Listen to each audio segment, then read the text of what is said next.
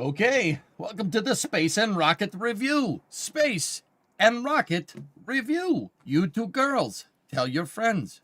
Space and Rocket Review. You in the hat. Tell your friends.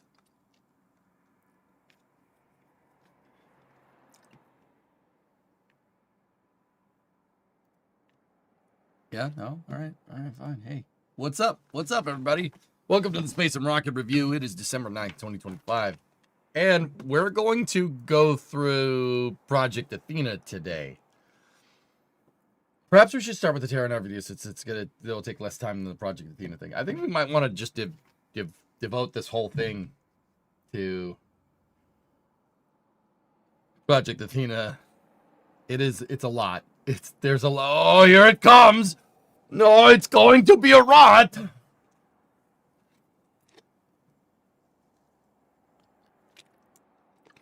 Rare's the Heart stream was pretty good. I'm glad you like it. Yeah, Hearts is pretty fun. I enjoyed it. I'm not sure really where we're gonna go with that. The Filipino playthrough, like.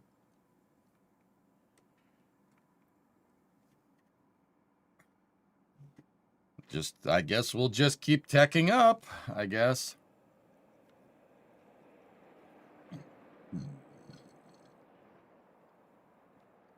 Hopefully to a win. Yeah. Oh, I ate too much. Brimo made beef ramen, and I ate probably more than I should. Oh, dear. All right. So, the reason why I wanted to devote something entirely to Project Athena, which is Jared Isaacman's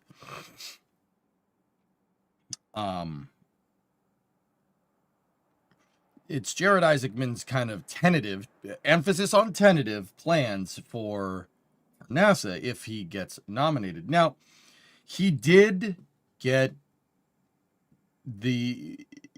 approved from the Commerce, Justice, and Science Committee in an 18-10 vote, and here's the breakdown. So 18-10. So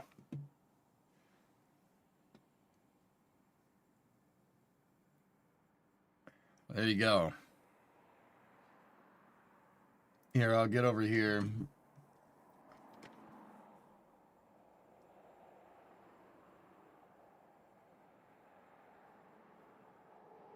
Some nay were not surprising. Wait, you're telling me that Ed Markey doesn't like Jared Isaacman because someone told him to?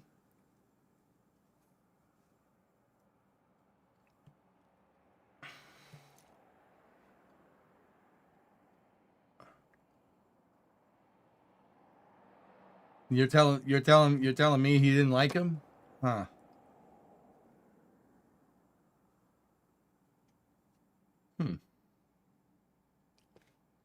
Oh well.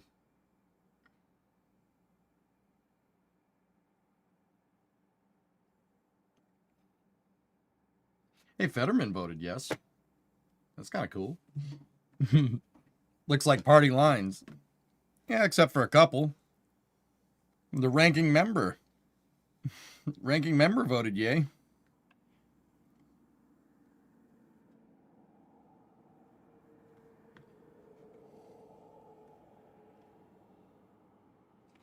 Yeah, the only guy that flipped from the last vote is this guy, Andy Kim, which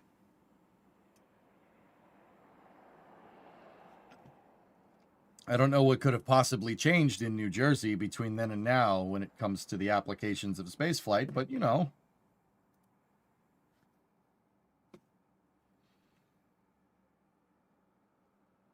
Money.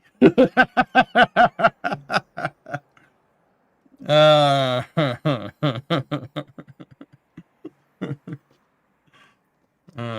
boy.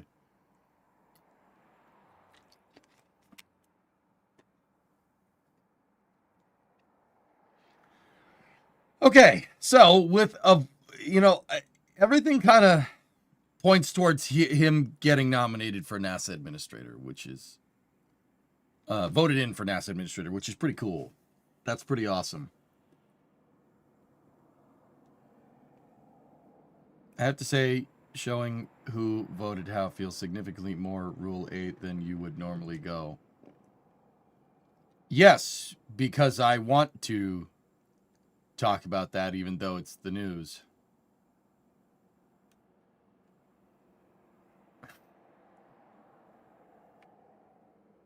Look, I'm just going to lay down the law right here. You know good and well what this means going through Project Athena. You know good and well. If we're going to be like that already, I'm just going to shut it up for the night so I can get some sleep and get up for the car stream early in the morning. I'm going to say it once. I'm only going to say it once.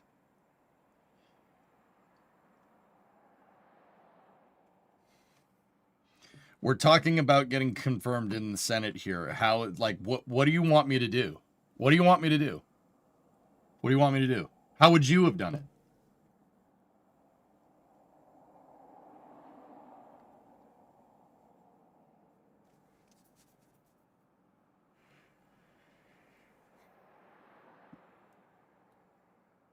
Yeah, Trey, that's why I wanted to go through it. Bling is like, I was just chilling. Like how, like what do you want me to do? Like say the news and you're gonna get a little too late, dude. This is kind of important.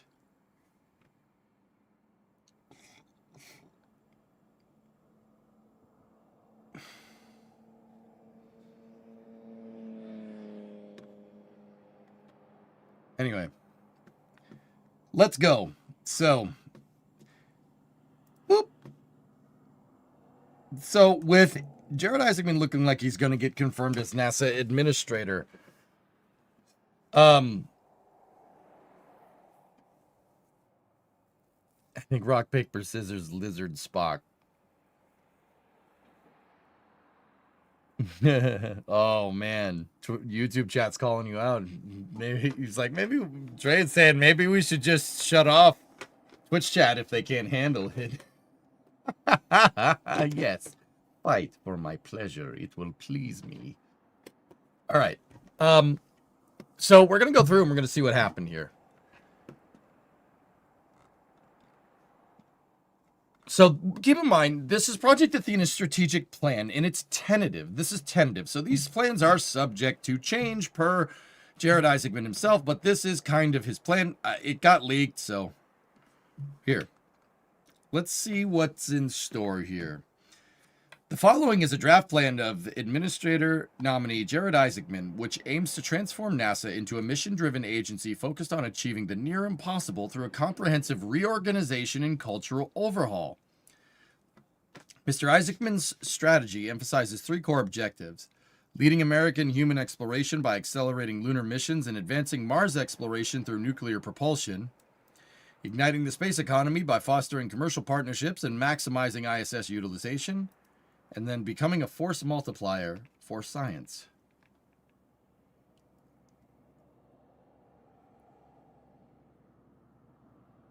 I mean, Finn, I just showed you guys the vote. I didn't say anything in particular, but whatever. To execute this vision, Mr. Isaacman outlines his immediate directives, including workforce recognition reforms, organizational streamlining, programmatic reviews, financial and infrastructure audits, and investments in future technologies. Mr. Isaacman also proposes consolidating NASA centers for efficiency, modernizing infrastructure, and establishing a Starfleet Academy study to develop a regulatory framework for the commercial space industry. This draft plan, which is subject to refinement based on post-confirmation diligence and workforce input, remains in development and shall not be implemented without consent and approval of the President. All right, let's see what we got here. NASA will return to focusing on achieving the near impossible, doing what no other agency, organization, or company is capable of accomplishing. This will require a reorganization and a reinvigorated culture, all aimed at delivering on following challenging objectives. Lead the world in human space exploration. We will accelerate current lunar ambitions and determine the scientific, economic, and national security value of sustained presence, while in parallel working alongside industry to determine a more affordable, repeatable architecture that applies to the moon, Mars, and deep space. This includes demonstrating operational nuclear electric propulsion capability. Ignite the space economy.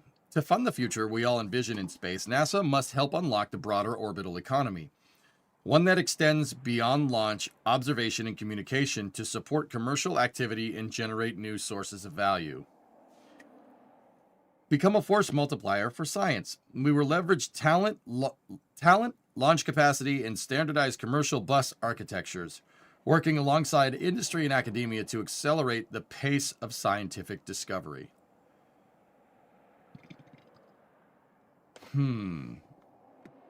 Okay, immediate action and directives. Here we go.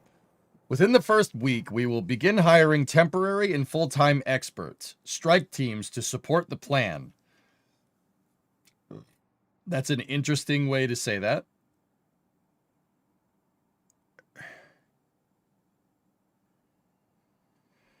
I hope it's not true, Bert. Set the stage and expectations with agency leaderships alongside space media. Communicate the plan agency-wide through an all-hands address alongside Q&A to align the workforce. And launch a multi-pronged data gathering initiative to inform a single integrated reorganization plan, replacing the fragmented RIF and efficiency strategies currently in circulation. This is Project Athena. This is Jared Isaacman's plan for NASA.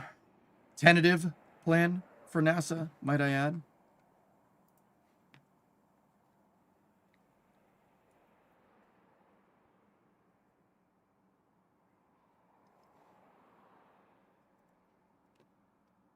All right.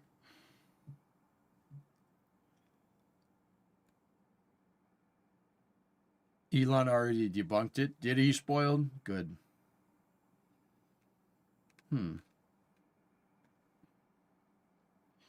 Issue a series of administrative directives to set the tone of the workforce and put the plan in action summarized below.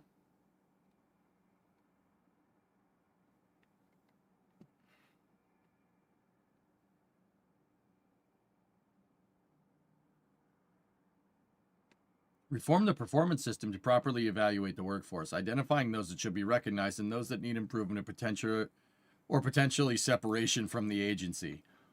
Oh. Oh. Whoa.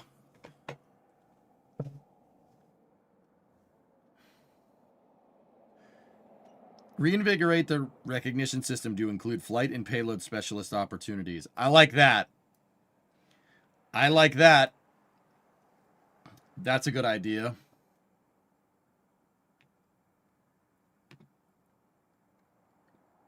Consolidate NASA social media accounts and partner with space media to communicate and document the agency transformation.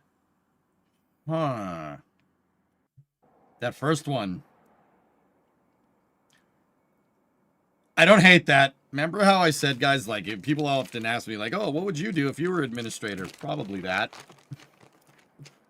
Probably that. Like, I'm not going to lie to you. I'd do that. Yeah, that's what I'd be doing. I'd go Mr. Deeds. I'd be like, oh, you're fired. You're fired. Oh, you, sir. You are definitely fired. Madam, you're fired. There's the door. You know, like, that's not far off. What would you say you do here? Yeah. Directive 2, organizational productivity enhancement. Honestly, NEP demo would only take slapping one of these kilopower units on an existing bus around ion thrusters. I mean,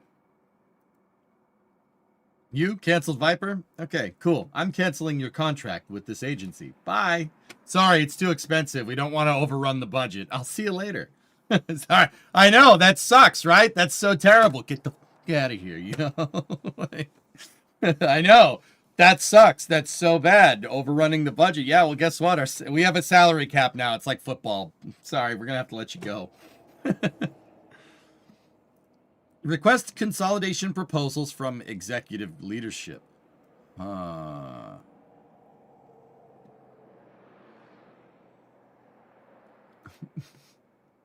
Entourage with a paintball gun. If I shoot you, you're fired. Yeah.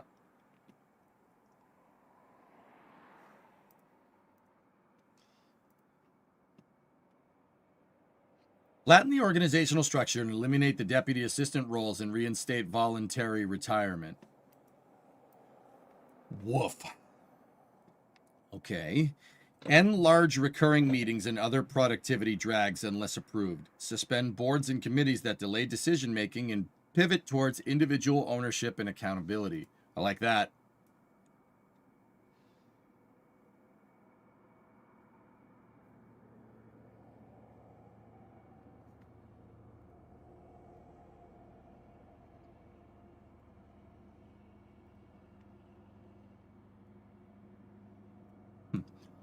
Directive 3, programmatic review. Launch deep dive reviews of the top 10 programs to assess schedule, critical paths, and acceleration levers. Oh. Initiate a broader phase review of all programs. Deploy an engineering strike team to accelerate, fix, and delete high priority programs. Oh.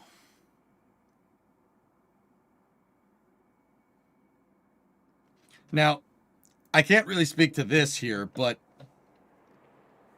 this thing, guys,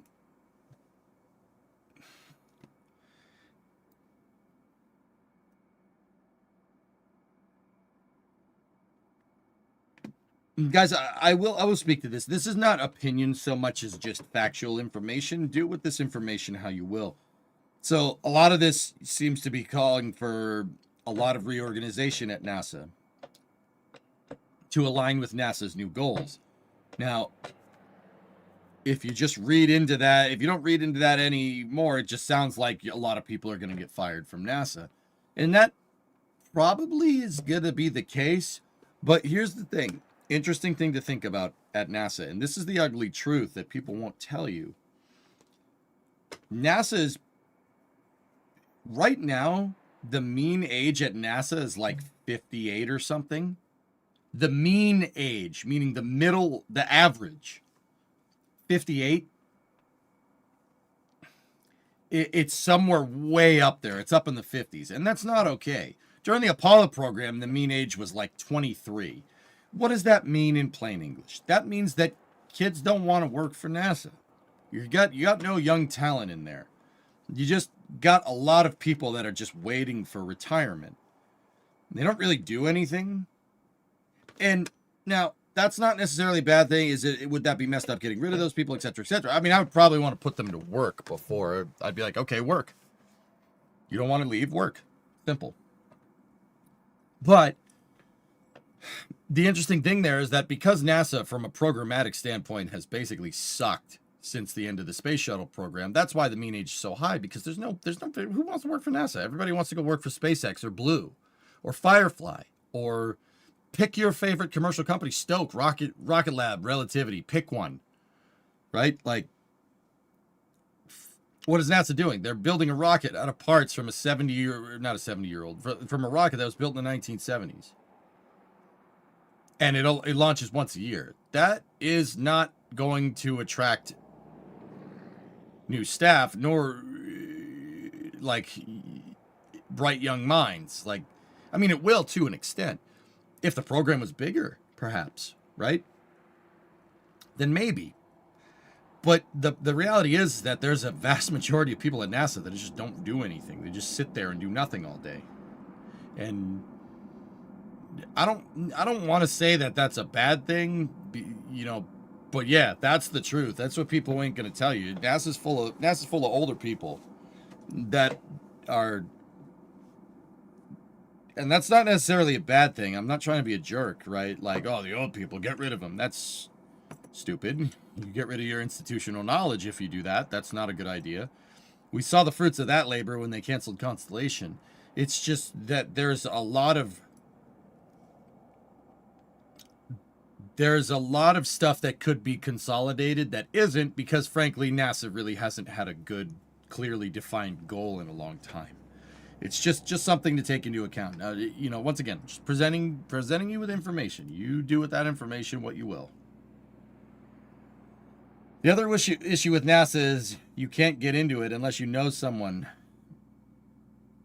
The old hands won't hire, ask you how you know. Oh. Woof. It was supposed to say nuclear propulsion. Do you think Stowe come out? What do you mean, Ramalot?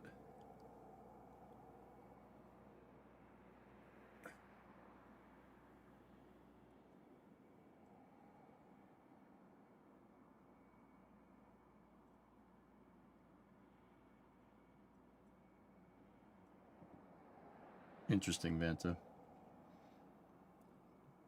All right.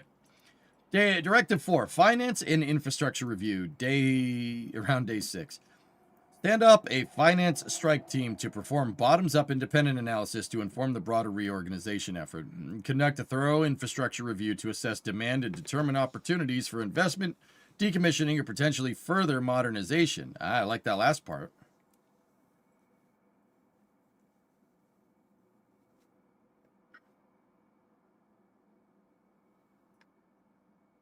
Fire everyone in the NASA Department of Cringe.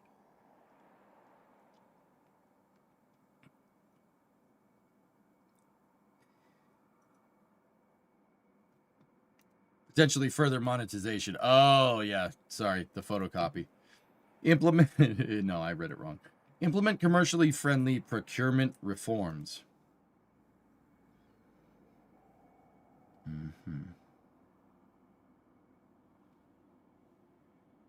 Directive 5. Invest in the future.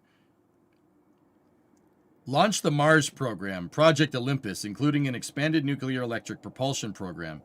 Begin information technology and communication modernization, AI integration, and workforce software alignment.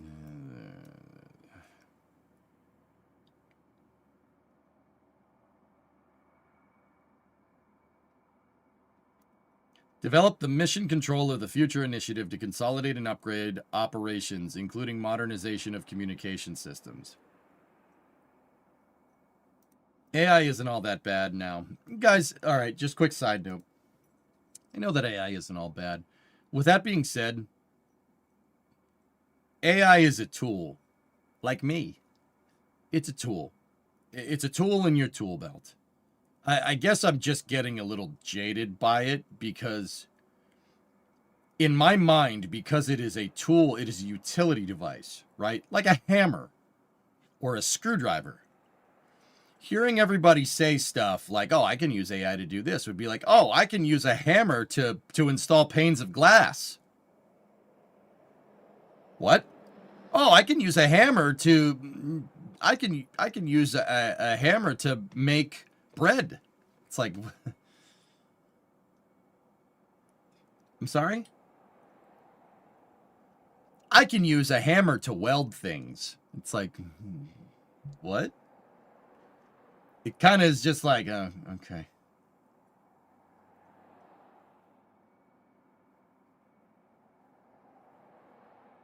Doesn't matter how sharp your tools are if you don't know how to use them. Yeah, it's just kind of, it's just like, okay, that's not the right use for that guy.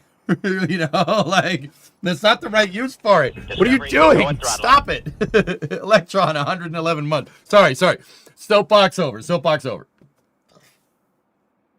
Try hard enough, you could technically weld with a hammer. Yeah, of course. That's the point. That's the point that I'm trying to make, Seakraken. Yes, if you try hard enough and you implement a bunch of other things, you could weld something with a hammer. Or you could just use a welder. That's the point that I'm trying to make. Thank you. My analogy hit correctly. A lot of people at the Cape are not NASA employees per se. They're a contracted company that holds the bid. It's like 3 companies that make up the operations there. Yeah, I know.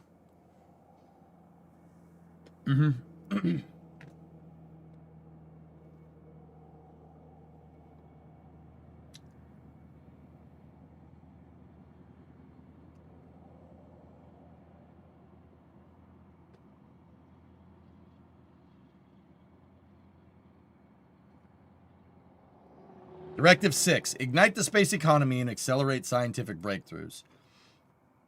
Appoint a chief commercial officer and consolidate the front door for external engagement. Don't mind that. Make NASA approachable. I like that. That's a good idea. Prioritize and accelerate research throughput on the ISS to include external industry engagement. Rideshare missions to the ISS would not be a bad idea, but they basically already do that with Cygnus and Dragon and Uncrewed Dragon. I want NASA ad revenue. Wouldn't that be nice? Kick off bulk buy and science as a service programs to bring down the cost of routine science and energize academic institutions to fund their own flagship missions. Reevaluate decadal prioritization processes and expand access to existing data. Basically, yeah, this is... I don't necessarily mind any of that. That's not bad. The ISS does have a max throughput, though. You know, like, there's only so much you can do with so many people, for instance. And, you know, I know the answer to that is like, okay, just put more people up there. Yeah, okay, sure. Where are they going to sleep? There's only 4 beds. There's 7 beds total on the ISS for long-term habitation. We had more. There was a HAB module that they originally wanted to attach to the ISS so they could increase the crew capacity. Got cut from the program, not in the budget. Oops.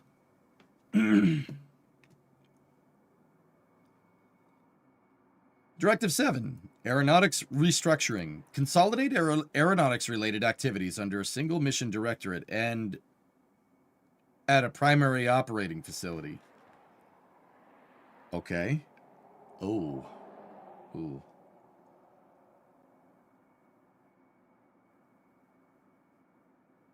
Well, that looks like... Man, you got no subtlety today. That's basically what I was getting at, dude. It's not an answer to all your problems.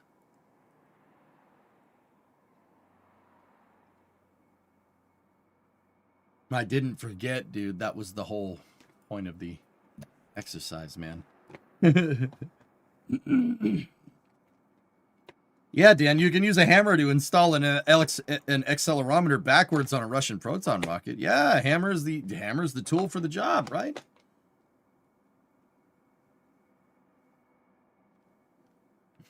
Review all programs for relevancy and focus resources on cutting-edge technology. What programs? all the aeronautic research except for the X-59 were canned. Like, what programs are you referring to here, pal? That's really interesting. What other aero programs do they have? I don't think they have. They canned the electronic plane. That didn't work.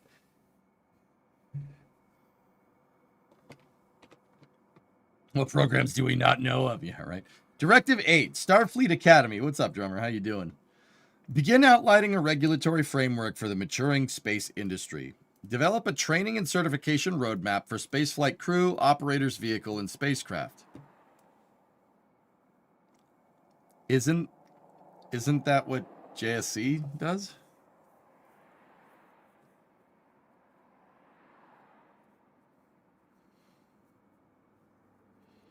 I mean, Starfleet Academy is...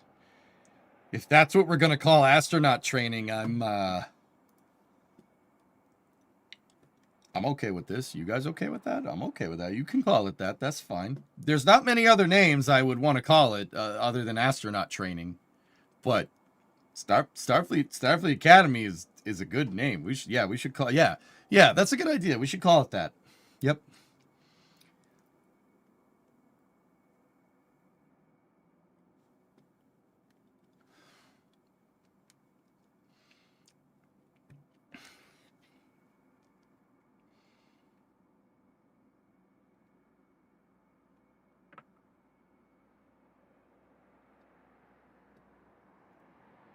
Reorganization plan. We will consolidate all ongoing RIF and... Guys, sorry, I'm having a day. RIF, I usually am good with the acronyms. I don't know what that means. Request information, foxhole? Reduction in force. Oh. Layoffs, okay. Consolidate all ongoing layoffs and reorganization initiatives into a single comprehensive plan formed by existing efforts. Research requests in field teams as indicated in the directives. The goal is completion within 180 days. That's probably why I didn't know that acronym, because it's not a spaceflight acronym. It's just a business acronym. And business acronyms, I think, are stupid. That's one of the things that I wholeheartedly agree with Elon about. Like, not that my opinion counts for anything. I hate acronyms. I hate it when people in the business world talk like the military. It is huge pet peeve of mine. Huge pet peeve. I just stop. Just stop. Just tell me what you're saying. Damn it. But but it's so much faster. Yeah, because you don't. Yeah. Oh yeah. This meeting will take, this useless meeting will take 20 minutes instead of 15 minutes because you talked everything out instead of using acronyms. Wholeheartedly missing the fact that the meeting's probably useless to begin with. Okay? Like, you're not being efficient. Oh.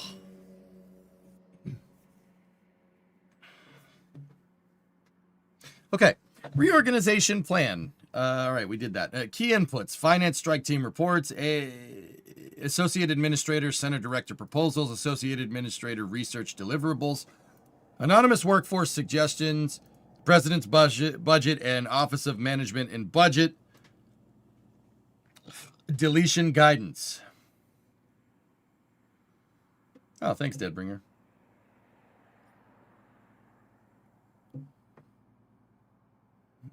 But remember that this doc was not meant to be leaked and read by a live streamer. I don't know how many times I need to say that this is the tentative thing, guys. This is tentatively, meaning it's subject to change. I just thought it'd be kind of a good idea to get really, to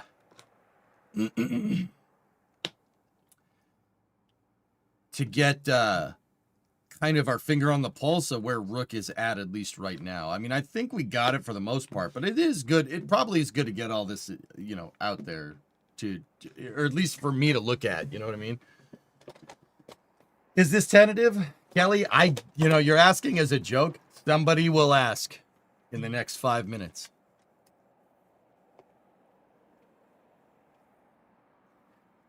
Oh, you mean that in regards to the acronym thing, Pat? Yeah, that's fair. Yeah, that's fair. Fair point. Outputs: new organizational chart aligned to core objective, list of deletions, before or after data to justify change, ongoing KPI framework to track effectiveness. Cool.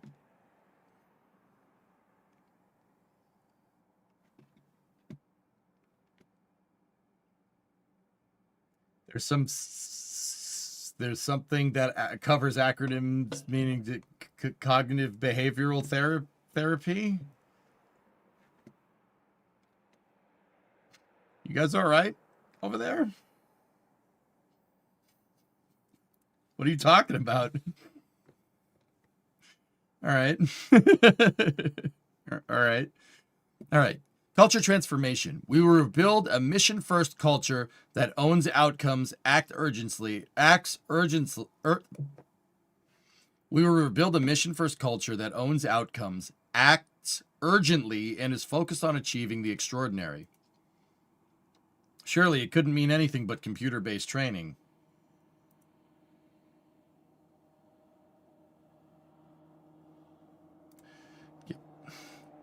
Duty incompetence. Working at NASA is a privilege. To serve in the world's most accomplished space agency, you need to be dedicated to excellence in your professional responsibilities. I like that. I like that a lot. Mission-driven intensity and urgency. Maintaining a bias towards action and achieving objectives in support of the mission is the highest priority of every NASA employee. I mean, that's kind of the way it is now, to be 100% honest with you. But also at the same time, it's hard to achieve objectives when you have none.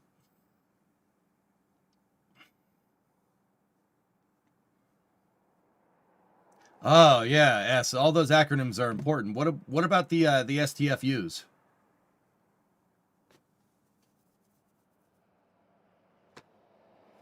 Have you forgotten about the STFUs?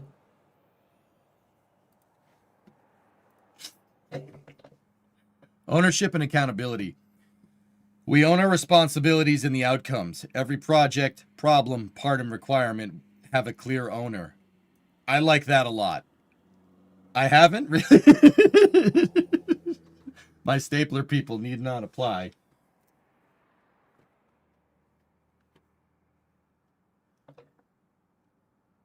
STFUs are down this month. We'll have to circle back later.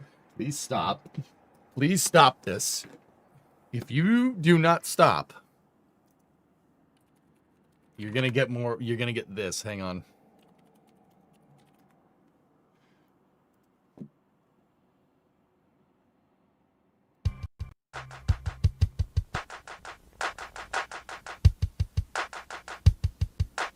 I'll do it. I'll freaking do it. I'll do it, man. I'll do it. You monster! I'll freaking do it. I'll freaking do it again. Microsoft! I've already been banned once from here. Your call is important to us. Please stay on the line. The next available operator will be with you shortly. You know what's really fun? Answering the phone like that for real. You have reached the law offices of the Eric Johnson Space Administration. To speak to an administrator, please press 1. That's really fun. I answer the phone like that sometimes for fun. My STFU is away from his desk right now. Oh, yeah. We demand Twitch chat stop this. Oh, you guys are pissed off YouTube. All right. All right. Recalibrated risk framework. We will ensure safety is at the forefront of our decisions, but achieving the mission of NASA means accepting that some risks are worth taking. Guys, I like everything here. Everything here is how NASA needs to be. Like, complete serious note. Dude, something that has been drilled into my head from playing Kerbal, right? Playing a lot of KS, playing a lot of Kerbal with really, really realistic rules, etc., right? And also industry experts kind of beating this in, the industry experts that I talk to, like mentors, people that work in the industry that teach me about this stuff. It has to be right. There's no, oh, yeah, I'm just going to ratchet strap this COPV down. Oh, I dropped it. Is that okay? Is it still good? It looks fine. There's none of that. No horsing around, no nothing. It has to be right. If it's not right, it's not going to work. Like, that's a really important thing to understand. And it's been drilled into my head from engineers that watch the stream that teach me whenever I have a question, like, no, it's got to be right. It's got to be right. It can't. The one exception to this is like iterative design, in which case it's not, it's got to be right. It's got to, it has to achieve a tentative objective. That's the real difference. But even iterative design to an extent needs to be right. Like, you can't screw around with this stuff. And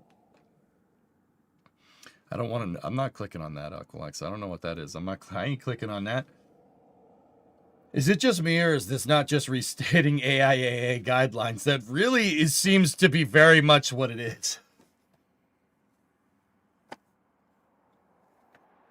Basically, Jared kind of said what the Secretary of Defense said, but much better and realistic.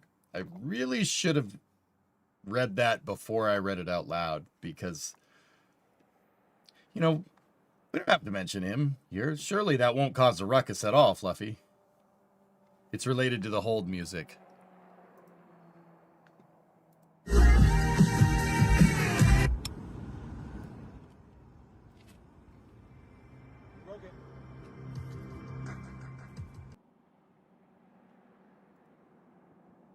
Oh my word.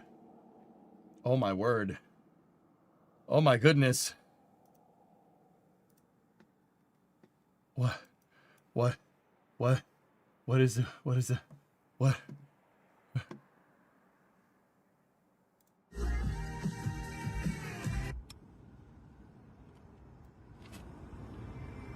broke it.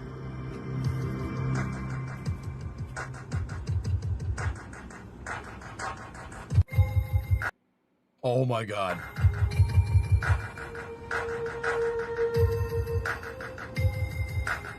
Oh my, oh my. Oh.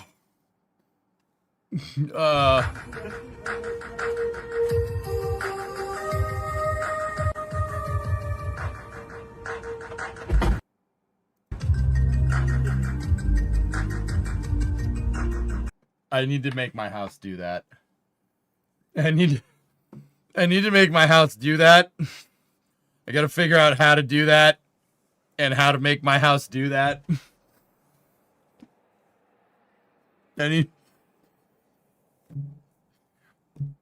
Grandma, we need better Christmas lights.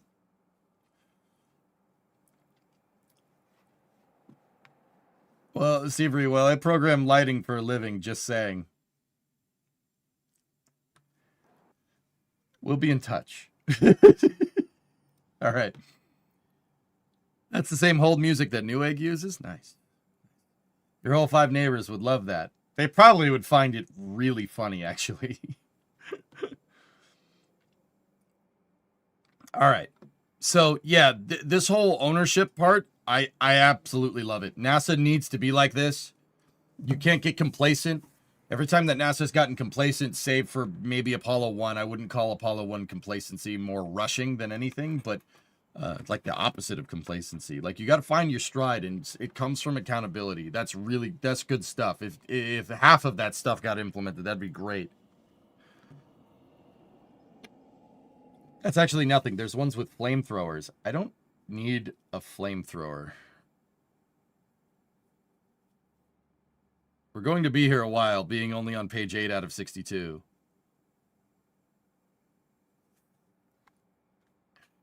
We can move around.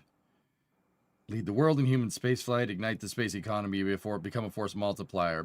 We've kind of gone over these. You know, that's a good point. We can go a little bit further. Okay, so facility focus areas. Let's go to, these are all the different NASA facilities here. All centers, investigate the relevance and ongoing necessity of the center. If a requirement, streamline and modernize to make centers more efficient. Gather workforce data and trends to measure productivity and determine test asset demand, utilization, and monetization strategy. Evolve towards financial sustainability, properly monetize revenue centers. I would be curious what monetization means. What does that mean? Like, what, is NASA going to make a profit?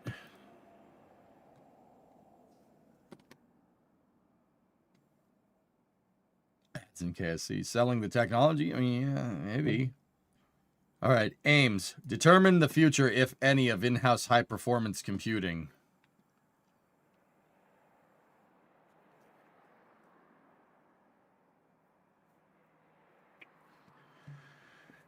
NASA Armstrong, which is out at Edward. So Ames is in Silicon Valley. Let's see. Armstrong is in Palmdale. It's at Edwards Air Force Base, so it's not technically Palmdale, but centralization of aviation assets and programs. Agreed. Evolve to become the aviation center of excellence. Yeah, but what are you going to do with that aviation center of excellence?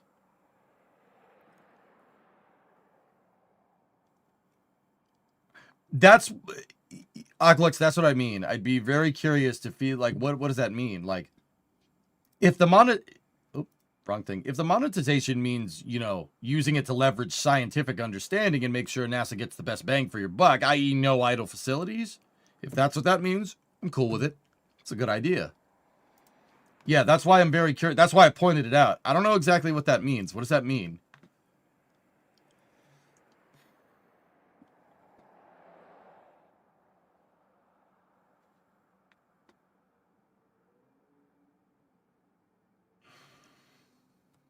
Yeah, Fluffy. That's what I mean. That's very interesting to.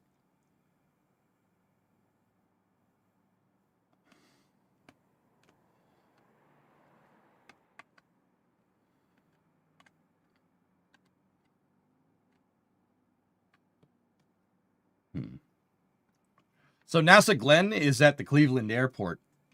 It's right next to Ford's Cleveland engine plant, which is pretty cool. I always mention that because I think that's cool that there's a car engine manufacturing facility next to an airport, next to a NASA facility, next to a highway, I think, and next to a train track. I think that's really cool because it's like, despite it being in Ohio, it's a convergence of a lot of things that I appreciate. Anyway, determine sustainability of chamber simulation and propulsion chambers and propulsion centers of excellence. So NASA Glenn is really used for vacuum research. It's NASA Glenn and Ohio is home to one of the biggest vacuum testing chambers in the world. Actually, I think it is the biggest in the world. The mistake by the lake. Monetization is tied to revenue in my dictionary. What services will be supplied and who will pay? Yeah, Frowlin, that's a very... Yeah, see, that's what I'm wondering. Like, monetization means money. Money.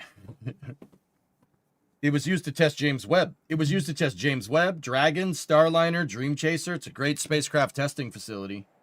Yeah, really, really good for that. Every spacecraft that's flown to the ISS, save for Soyuz and the space shuttle. It's the biggest vacuum chamber in Ohio because Ohio sucks. Yes. Mm-hmm. And Ames has some of the biggest wind tunnels in the world. Yeah. So Ames is in Silicon Valley, which is in California. So Ohio sucks and California blows.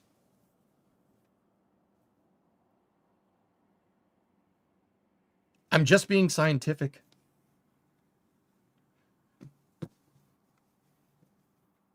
Whoa, whoa, whoa, whoa, whoa. I like California for what it's worth. I always rib the states that I like. Spoiler alert, I like every state except for Ohio. I'm contractually obligated to not like you, but we're cool. Are we cool? All right. I don't mind Ohio. Cedar Point's pretty neat. Wright-Patterson's pretty cool. Just saying. Who squeezes and who bangs, though?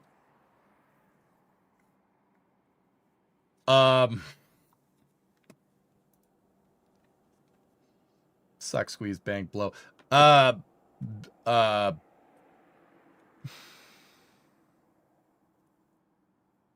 would say that Marshall probably squeezes because they do a lot of dynamic testing at Marshall.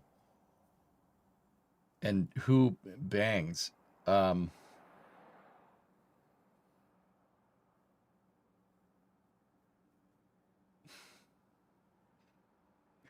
we change the subject? All right, so NASA Goddard, that's in Maryland.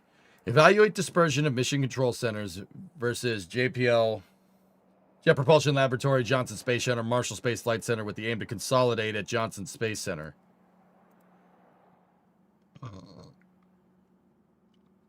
Many field sites under the Goddard banner.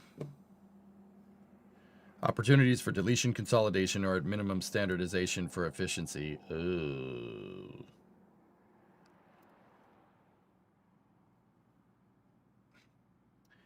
NASA headquarters. Flatten and streamline organization for faster decision making. Okay. Johnson Space Center, Human Space Flight Center of Excellence for NASA and eventually all commercial spaceflight missions. Huh. Okay. Evaluate ISS workforce distribution and consolidate into a multi-mission control center of the future and maximize the talent. Evolve to support commercial industry in the certification and operation of spaceflight activity. Okay. Goddard Institute of Space Sciences. Yeah. Please, please, please. I need your reaction to the vendor area focus page before I fall asleep. What page is it on, Flavia?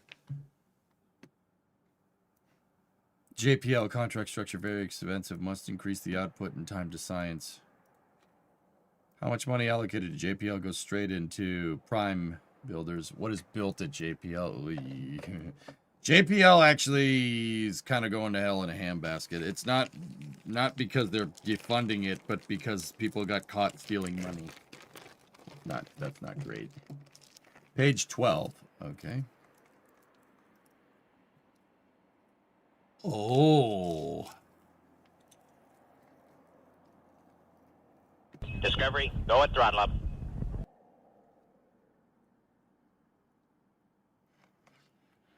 Hey, All Systems 98-month resub. Crazy, I know. All right. Axiom is working on EVA and lunar suits. Blue Origin, New Glenn and Blue Land are essential for early Artemis objectives. Interesting. Blue Ring. Bulk buy of launches for science acceleration. Credibility of New Glenn plus Orion.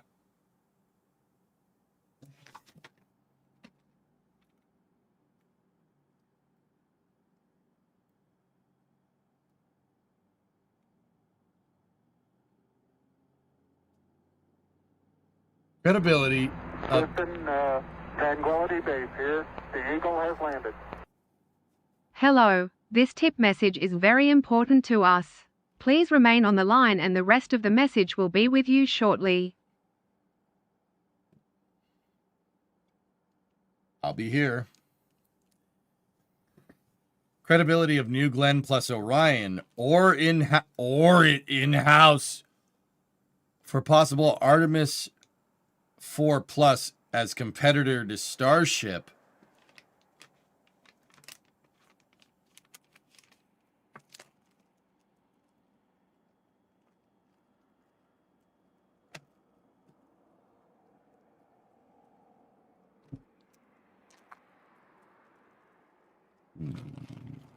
Project Kuiper, so Amazon Leo. Planning for SAT deconfliction and communication.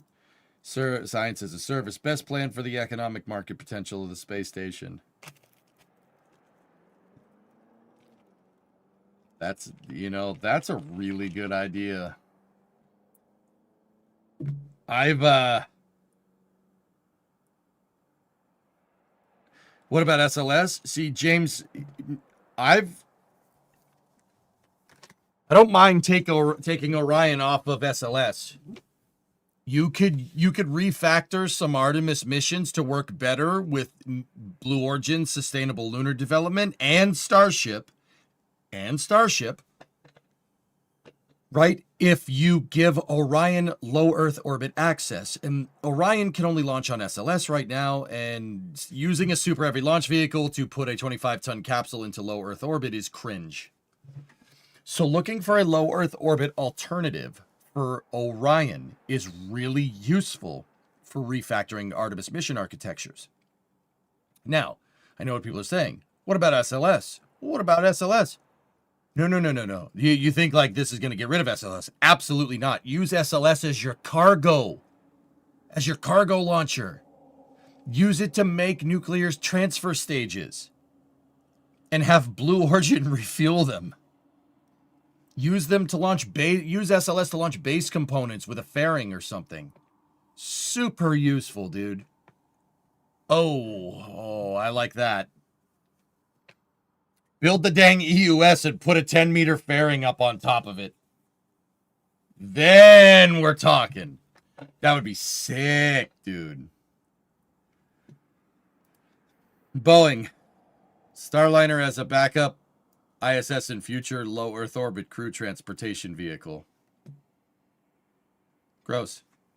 Sat bus providers. Bulk buy satellite buses for academic partnerships and science accelerate. Huh.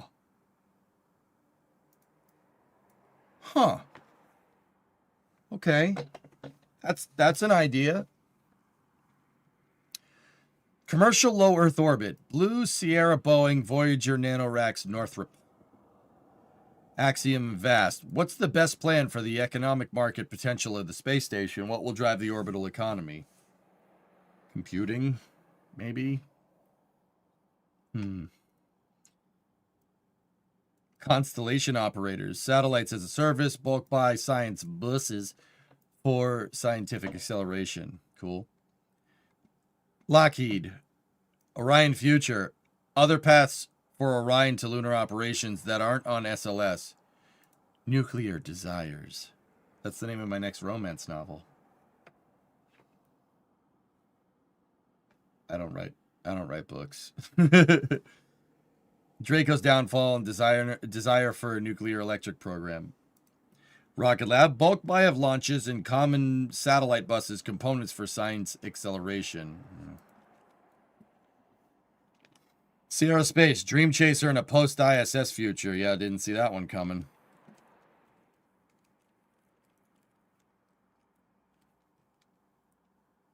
Why not a band name? SpaceX. Starship HLS, credible path to the moon. Mars Discovery Base contract. Mars Discovery Base contract. Olympus, plans for ISRU, ongoing Dragon support, and 7-seat modification. What's Olympus? Olympus, I believe, is the tentative plan for the Mars program.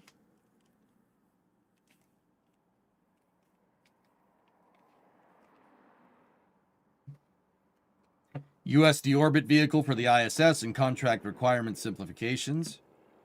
Bulk buy of launches for scientific acceleration. Yes. Yes.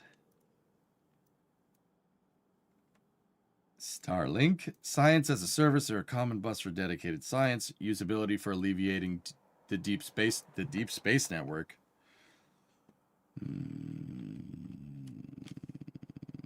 Varda and Astroforge. Space economy, okay. Astroforge is the company that Jack works for, by the way, fellas. Huh. Yeah, I'm not sure how you'd use Starlink as a deep space network, but perhaps I'm missing something.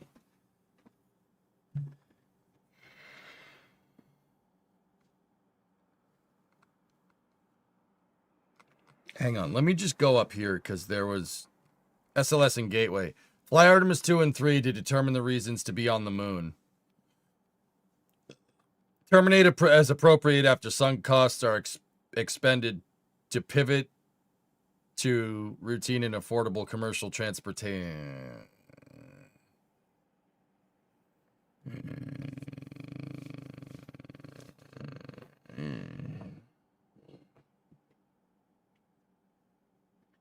Rocket Lab makes satellites in-house, Jeff. Yeah, they can do that.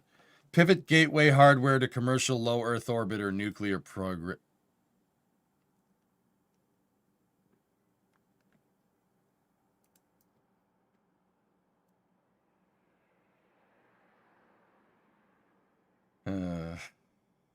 Okay.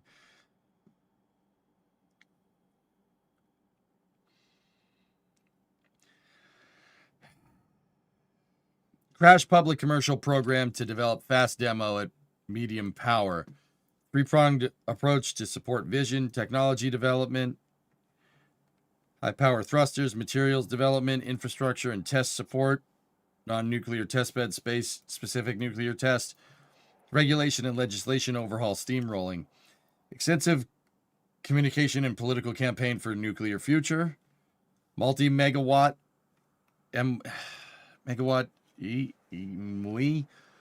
tugs for humans and scientific exploration. I forget what MWE is, guys. Sorry, I'm having a day.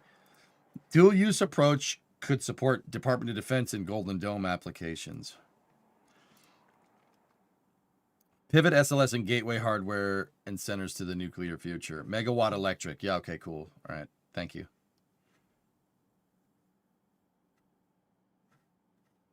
A nuclear rocket hooked up to the gateway to go to Mars. Fellas, can I ask, Jared Isaacman wants to do nuclear electric power. He doesn't seem to be for nuclear thermal.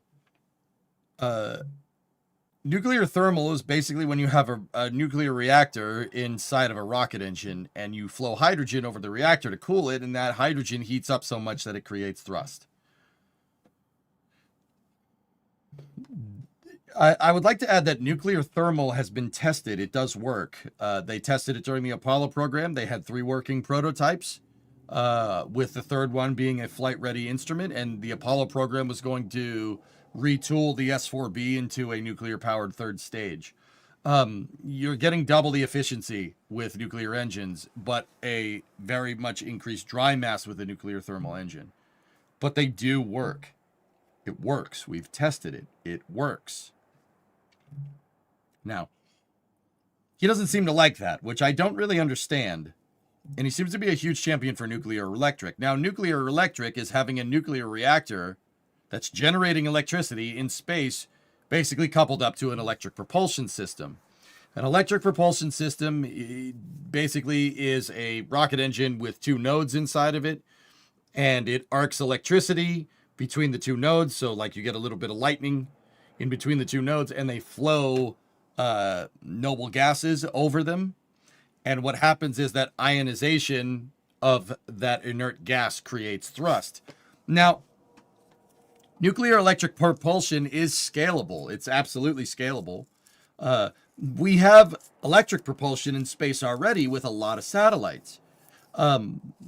Satellites use solar electric propulsion, or SEP for short.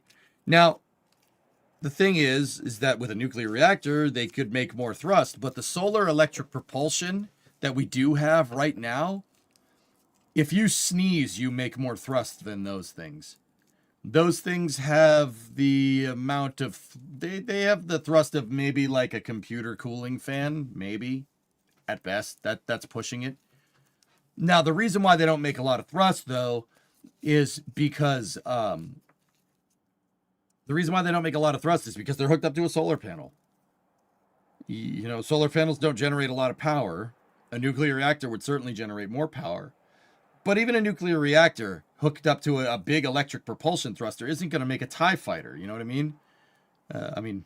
Technically, you would make a twin ion engine vehicle. You could do that. But I don't really understand the big push for nuclear electric. Nuclear electric propulsion will never get you anywhere near 1.0 TWR. 1.0 thrust to weight.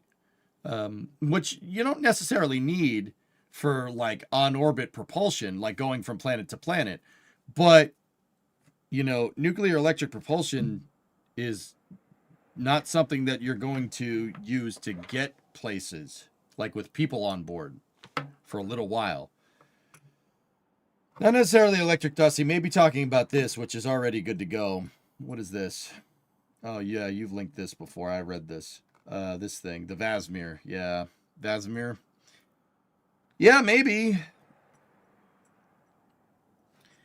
Maybe. I guess I could look with it more. It's not so much about, like, what,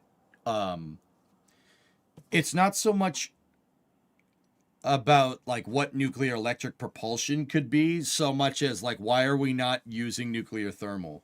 It already works. It's tested. It works. We just need to build another one. You know, it's more trading a technology that exists right now that is a huge twofold increase in efficiency for our space program architecture, for our spaceflight architecture, over something that might be something useful in the future. I guess I'm just kind of traumatized by that. Let's go with this thing that might be useful in the future. Here, let's stop flying the Saturn V. Let's go with this thing called the space shuttle because it might be useful in the future. You see what I'm saying?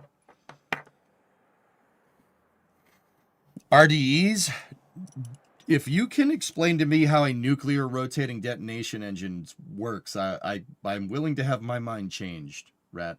How does nuclear make a rotating detonation engine work?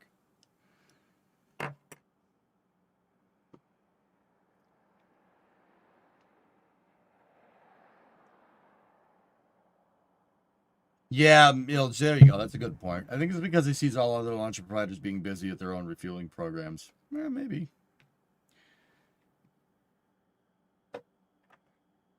At really high megawatt nuclear electric provides better stats than nuclear thermal. You can get constant thrust in the kilonewton range, which over time is better than NTP.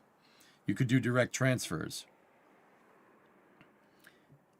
Yeah, Trey, but my point is that could be a thing in the future. It's not a thing right now. Nuclear thermal is a thing right now that exists already. Yeah. No, I get it. I understand, I think. I don't know, Dead Scum. Yeah. I agree with NTR working, but if you think about it, Vasimir plus Kilopower already supposedly, if you believe, Ad Astra Rocket has hardware built and is waiting for in-space testing. Whereas we need to build new hardware for NTR. Yeah, we have an NTR program right now. That's what the Draco program is.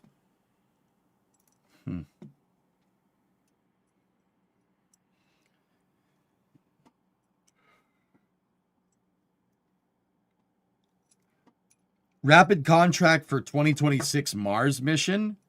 Yo. It was canceled in the big beautiful bill.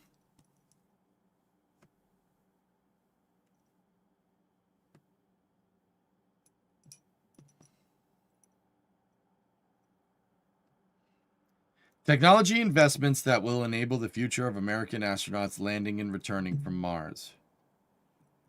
Okay. Implement science as a service model to take advantage of the constellations already going up. For Earth science, okay. Increase availability and accessibility of data. Agree with that. Yep. Take NASA out of the taxpayer-funded climate science business and leave it for academia to determine. Huh, surely that will not be a hot-button issue with anyone. Surely that's not going to ruffle some jimmies anywhere. Yeah, you're right. No, it's no big deal. Let's just move on.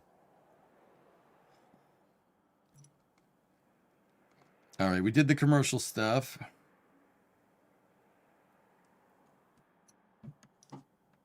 Draco was canceled a while ago. Yeah, but it was relatively new. Weather guy? You don't like that? Weather guy? You don't like that? Oh, come on. What do you mean? What do you mean? Page 10 for a couple more programs. All right, let's go.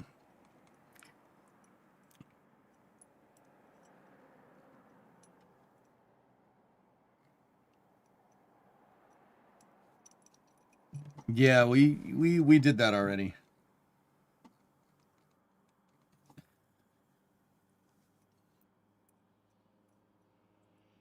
This isn't really his full blueprint for NASA. This is Isaacman working within the constraints of the current administration. Yeah? Okay.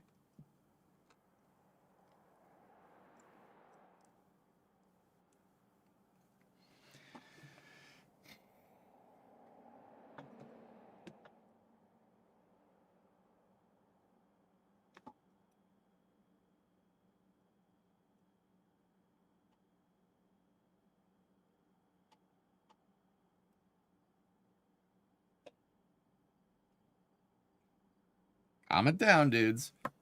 Just a tentative plan. Relax.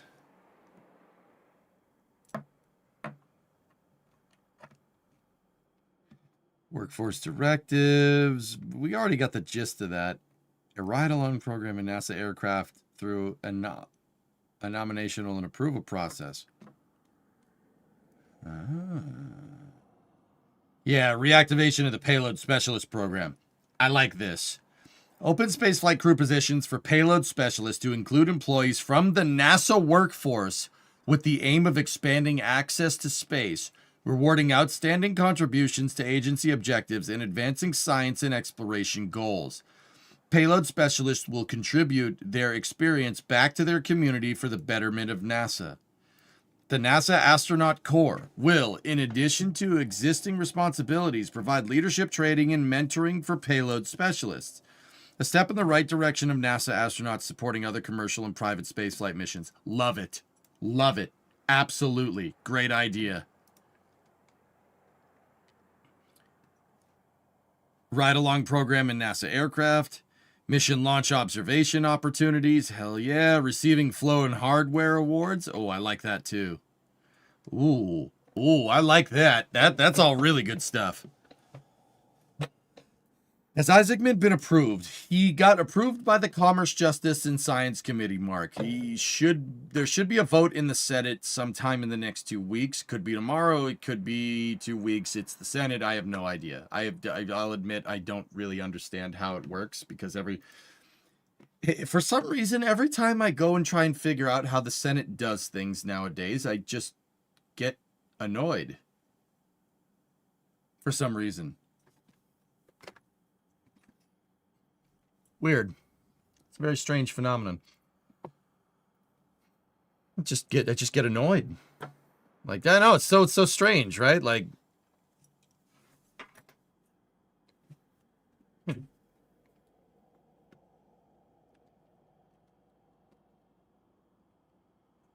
Flight Inspiration Program. Increase the use of NASA and affiliate aircraft for flyovers at launches, major sporting events, and national celebrations to inspire the next generation. I very much like that. That is a very, very good idea. Yes. Yes. Discovery, go That's what you should use NASA for. Yes. Yes, do that. Yes. Abso-freaking-lutely you should do that. Get those damn T-38s out. Let's go. That's a really good idea. Hey, Ishiku, 64-month resub. Dude, can you imagine like a UCF football game? UCF football game, they got the NASA freaking uniforms on. You get a NASA flyover? Hell yeah, that's what I'm talking about. Wait, NASA's not present at air shows like Oshkosh? Did you see them there last time? Sometimes they show up, I'll admit. Sometimes they do. Until one crashes into the crowd. What? When's the last time that happened? Yeah, spoiler alert, never. Dead Scum, you must not be familiar with how we do things.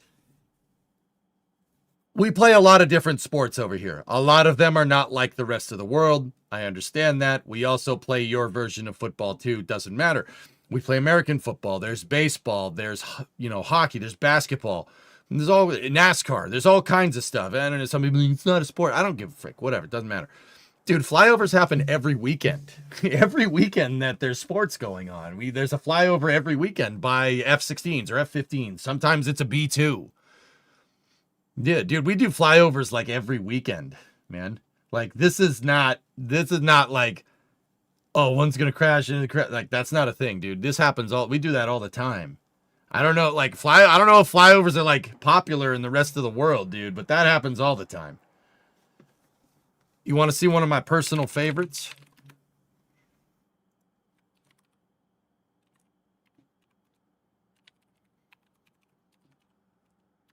Want to see one of my personal favorites? The Apache helicopters now. This one is one of my personal favorites. As it goes around, We got to mute the sound. Yeah, see that one, I'm quite fond of this one. This is Atlanta. Yep, yeah, that, see? Yeah. You see, I like that. That's pretty cool, man. Yes. That's freaking sweet. Well, that'll distract the driver. Can you imagine? That you know how loud that motor is, and then you hear it's like, what the frick? Something's louder than the car. I want you to hit the pace car. Wait, no, don't do that. The driver's doing the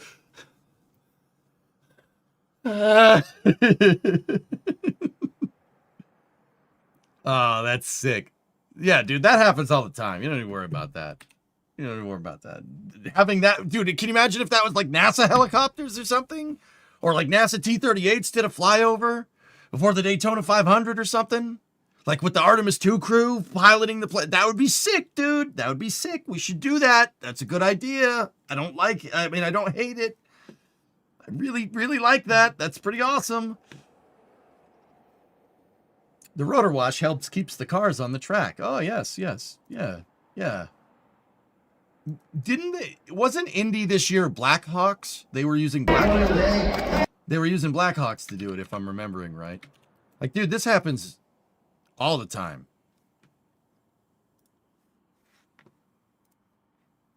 Yeah! The 160th Night Stalkers. That's right, dude! It was the Spec Ops guys! That's awesome! That's sick.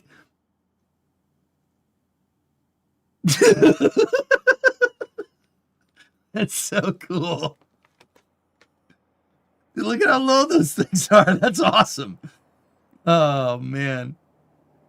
You know what's funny? The cars can almost go as fast as the helicopter. Seriously. Indy cars go fast, man. What is it, 240 in qualifying? 240 miles an hour? That's pretty quick. That's faster than an F1 car.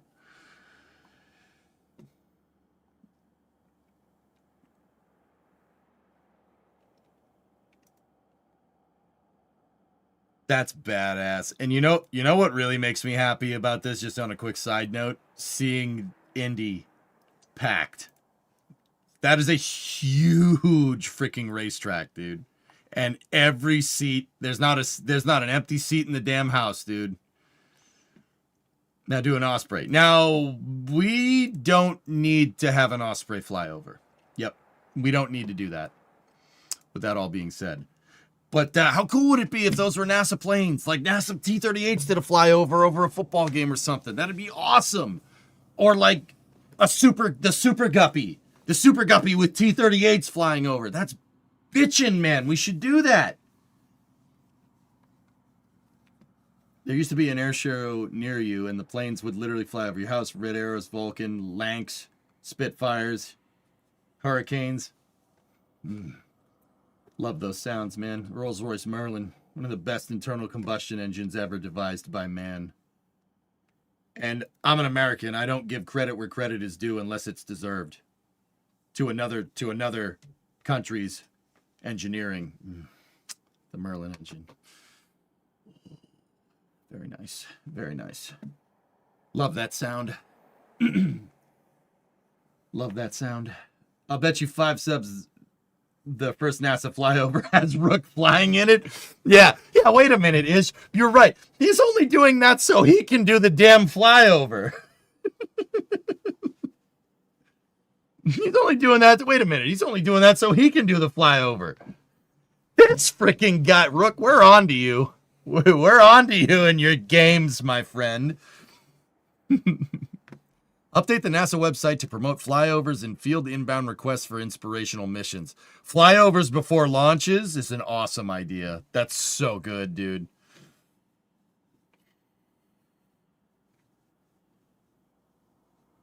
I know it won't happen, but imagine if they brought back the 747 with the space shuttle for a flyover. There is not many cases where I would approve of getting a space shuttle out of the museum for any reason. That's one of them. That would be one of them. I would do that. Yeah, sure. Take Enterprise. Put Enterprise on the back. Fly that around. Screw it. Fly that sucker around. That'd be sick. That would be one of them. You know? Fly the damn thing around. Living museum exhibit. Let's go. I've been trying to get someone to do a rocket launch during a Daytona race. I want an F-22 chasing the SLS down. Yes, that's a good idea. I want, when SLS flies, I want 2 F-22s that are flying like right next to it, following it, just giving us a track, close range track. I would be okay with that. Yep, I would do that, provided the pilots understood what was going on. Yeah, I'd be okay with that. We should do that. Can you imagine the picture that would give you? Great imaging. Just saying. When does he slap a NASA sticker on his MiG-29? Never. That hunk of junk doesn't deserve a NASA sticker. There, I said it. What about a 15EX? Sure. Why not both? They've already done that? Yeah, they've done it with a Falcon 9, though. That's not... Yeah, no, I'm talking about flying in formation with that thing on the way up. Like, having them a quarter mile off the flank, off the port and starboard of SLS as it goes. How sick would that actually be, dude? I mean, that'd be a little dangerous, but also... That would be really cool. Just saying. Speaking of that, new Jared Isaacman tweet. Yeah, but the turbulence from that would be fine. Just don't fly behind it.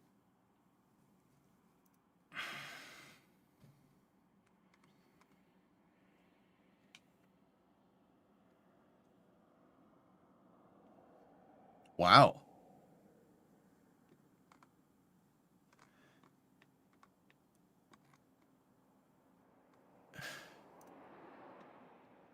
What's going on here?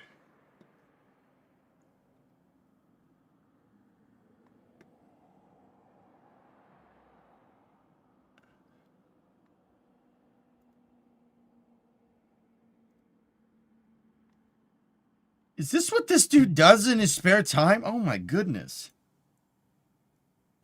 Flying the biggest American flag. Skydiving with the biggest American flag for a world record. Okay. Okay. Dude, it's like he's playing GTA Online in real life, man. It's crazy. Oh, yeah, I'm just going to go skydiving today. Yeah, I'm just going to fly my MiG, fly my personal fighter jet around. Let me go to my personal hangar. My personal hangar has the Star Wars cantina in it. Whatever, no big deal. Seriously. At his private hangar in Montana, it has an attachment, and there's an attachment. The attachment is the cantina from episode 4 of Star Wars. I'm not kidding. We've seen pictures. It's the freaking cantina from episode 4.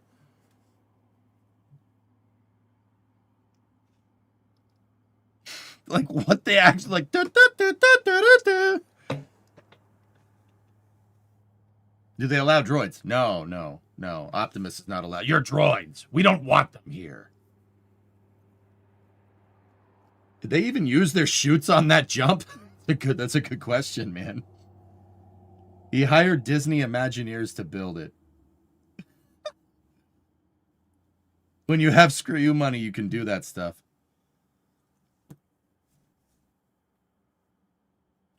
If I had $1 million, you know what I would do? I would have Watto's Junkyard. Yep. Watto's Junkyard. Oh, wait, I already have that. That's called my backyard. How has this man not been the NASA administrator before? I don't know, dude.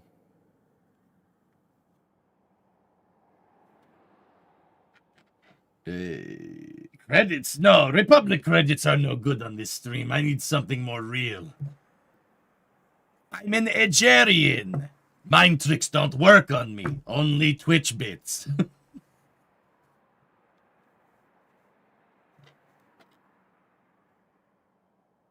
Watch the clip under the tweet. Okay. What do we got?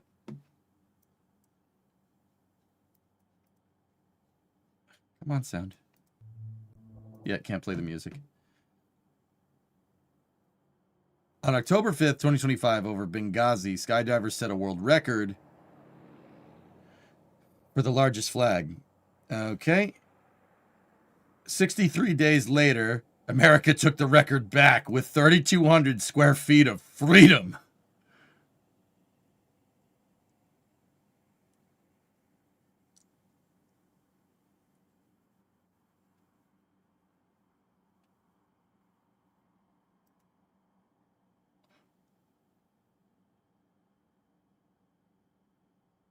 Oh. I like that. Yeah. Oh, that guy fell. I like that. Oh! On December 7th.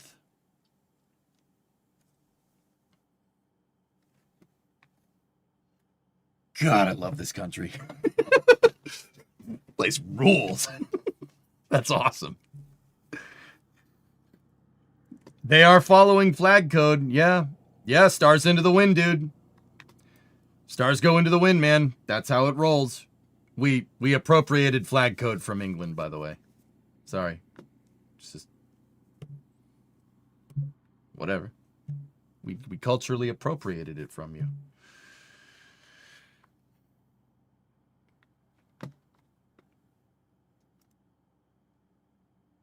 That's awesome.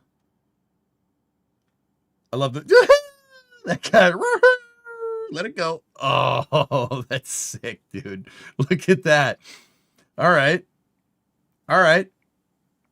All right.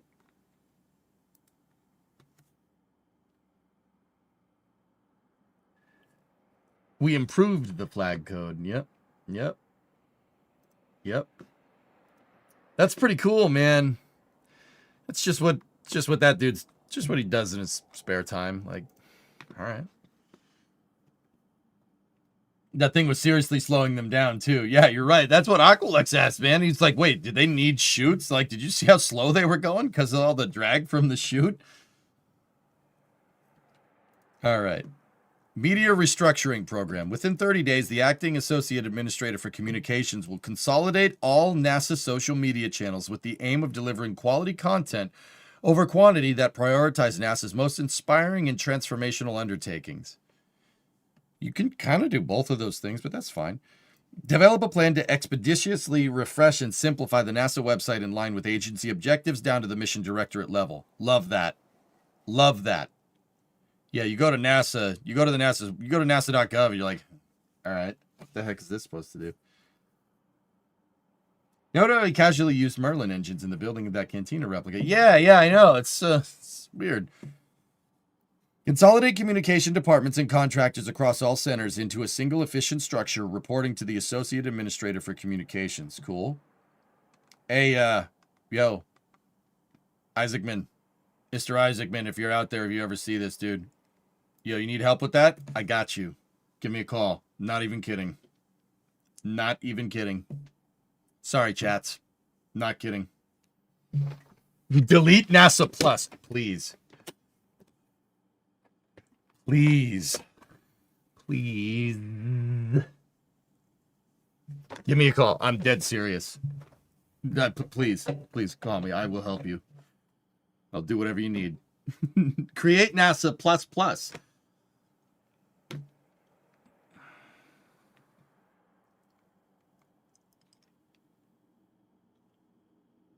All right.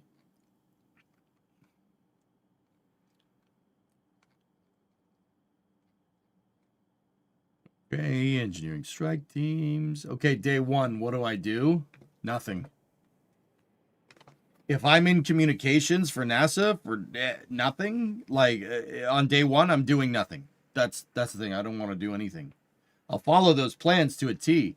But Astrocanonical, to be 100% honest, if I okay, like I was kind of halfway kidding, halfway, you know, like if I was actually in charge of NASA communications, I would, okay, here's what I would do. I would do nothing. I need to see how the current system works. I know that the website is a maze, but there's a reason why NASA's website is the way that it is. If we're really going to optimize communications, and we're going to do it without a loss of bandwidth of information that gets conveyed on the website, right? If we're going to do that, you need to understand how the current system works. No ifs, ands, or buts. You don't go in there just wrecking face. I would understand how the current system works and make the optimizations based off of that.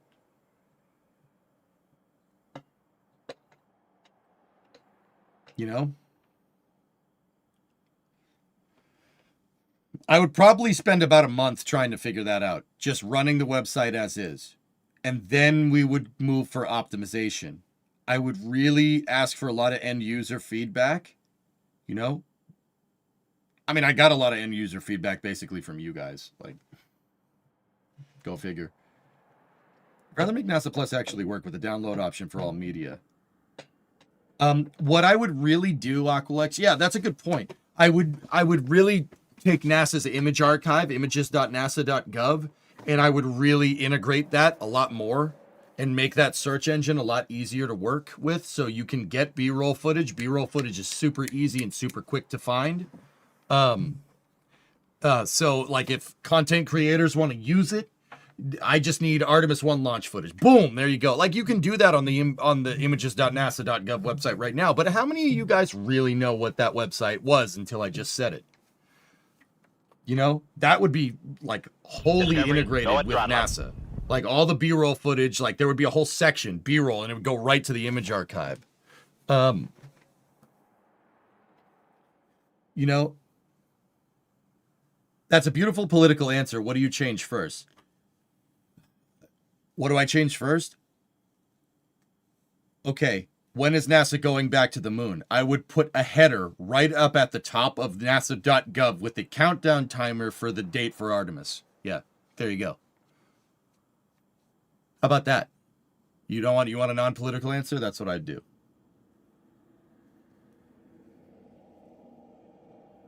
Gotta go, hockey game in a couple minutes. Yep. Countdown to the moon. When are we taking the moon back? When's the next mission? When is it happening? Countdown timer right at the top of the website. People want to go? When's the next moon launch? NASA.gov. Just click NASA.gov. Boom, right there. 5 days, 30 hours, 20 minutes till the launch. And then if you click on it, it gives you a timeline of events. And the timer would be going through where we're at in the timeline for the reviews. You can see every single review as it happens, as the critical design reviews happen, as the operations and checkout happen. You could see a full list of NASA milestones if you click on that timeline and where they're at in those milestones. All interactive. Click on every PDR, CDR, everything. Links to the live stream when the stream goes live, all the way down to the day of launch, and then the mission guidelines after that. Have you guys heard of Apollo in real time? That, but with an actual mission that's happening.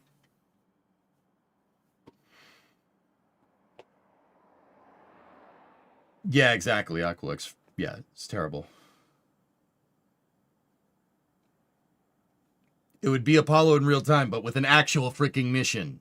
That is what I would do. No bull crap. This is NASA's flagship mission. We're going back to the moon. This is when we're doing it. Click on it. You got a sequence of events. That's how we're doing it. And then it'll explain every single one of them. And every single one of them on top of that, preliminary design reviews. You click on an acronym, it'll lead to a video with somebody explaining it. Me or whomever. Explaining what a preliminary design review does, what it is, why it exists, why it's there. And then basically have this, right there, like a glossary of terms. Easy to get to, easy to understand. No bullcrap. Guys, spaceflight communications is so ridiculously not complicated. It's so ridiculously important, all right? With an exact list and basically a glossary of terms and showing the timelines happen in real time and basically being as transparent as you can with the timelines, obviously ITAR, et cetera, right? You can absolutely provide a accountability through the entire program. You want to know what creates skeptics in the spaceflight skeptics? The lack of transparency does that. Nobody knows what NASA's doing because there's not a clear way to understand it. Now, anybody that has even a hint of healthy skepticism is going to see that and be like, what the hell? What are you guys doing? You guys are full of crap. You guys are full of crap. It needs to, the accountability that Rook is talking about, especially on the communications front, needs to be there. You click on nasa.gov, boom. This is when we're going back to the moon. This is how we're going to do it. This is what the mission's going to do. This is where we're at. This is the countdown timer. Done. Straightforward enough. And then live streams of all the mission loops. Yes, absolutely. NASA needs that. You want to shut up all the haters? You want to shut up all the people that, could potentially, not shut them up. You want to attract people that could potentially be interested in space flight, but go to nasa.gov and just get confused and say, frick this. These people are full of crap. Never again.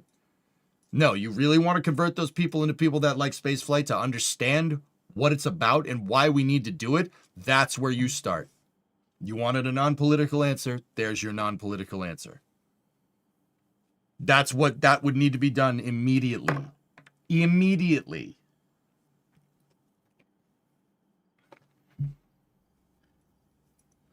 Share this on Flame Trench one day. Okay?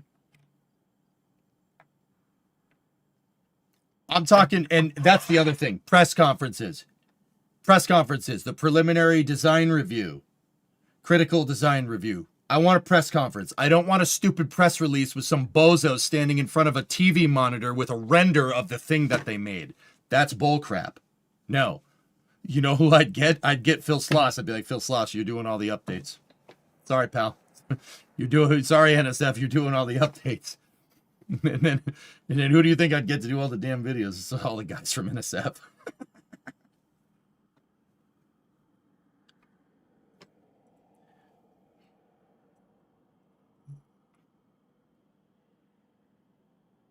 Bring back the KSC webcams. Oh, Leah. Those were good times. There was one point in time, guys, where there was live stream cameras from inside the VAB. NASA did that during the end of the shuttle program. Towards the end, they had live stream cameras inside of the VAB all the time. You just go and click and see a live shot inside of it, see them stacking the shuttle. That was a thing. Nationalize NSF. Yeah, so there's your non-political answer. That would be the first thing that I do. Put the countdown timer up on the website. It'd be there in big, bold letters. Helvetica bold letters.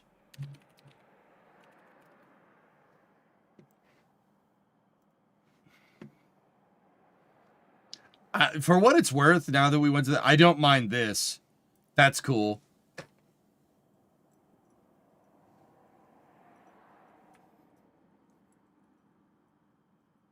Can NSF be a contractor for NASA? Well, sure.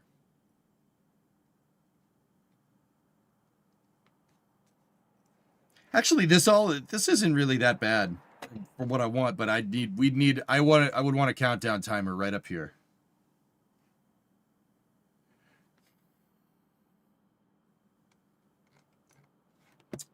You know what, man? If it was up to me and I was doing communications for NASA, I'd want the Artemis 2 crew on Good Morning America.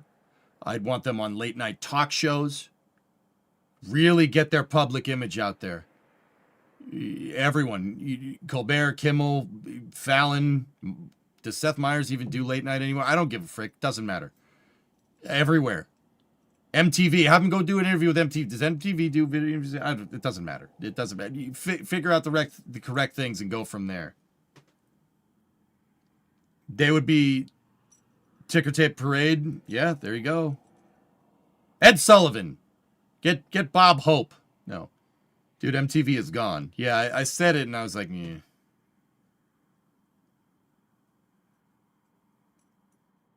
I find that it's expensive to digitize everything, excuse flimsy at best. Oh yeah, Aqualex, we would be going full ham. If I was running NASA's communications, there would be no bullcrap. There would be no bullcrap. Now, don't get me wrong. If I was running it, guys, I wouldn't stream. I'm sorry. We wouldn't be streaming. I would be in the office every day being like, no. No. Nope. Bullcrap has to be like that.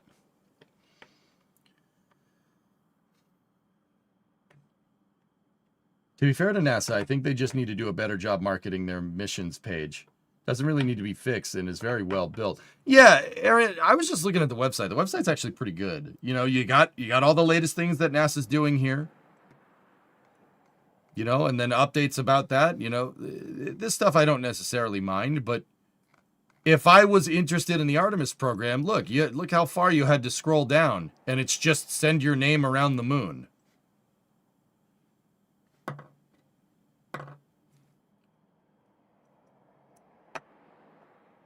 That's it. That's it. Okay, I want to be very clear here. This is what NASA's page looks like as of December 9th, 2025. This mission is pretty much targeting February or March. It is no later than April. NASA is sending people beyond low Earth orbit for the first time since 1972 in 4 months. That's nothing in spaceflight time. That's nothing. What are we waiting for? What are we waiting for?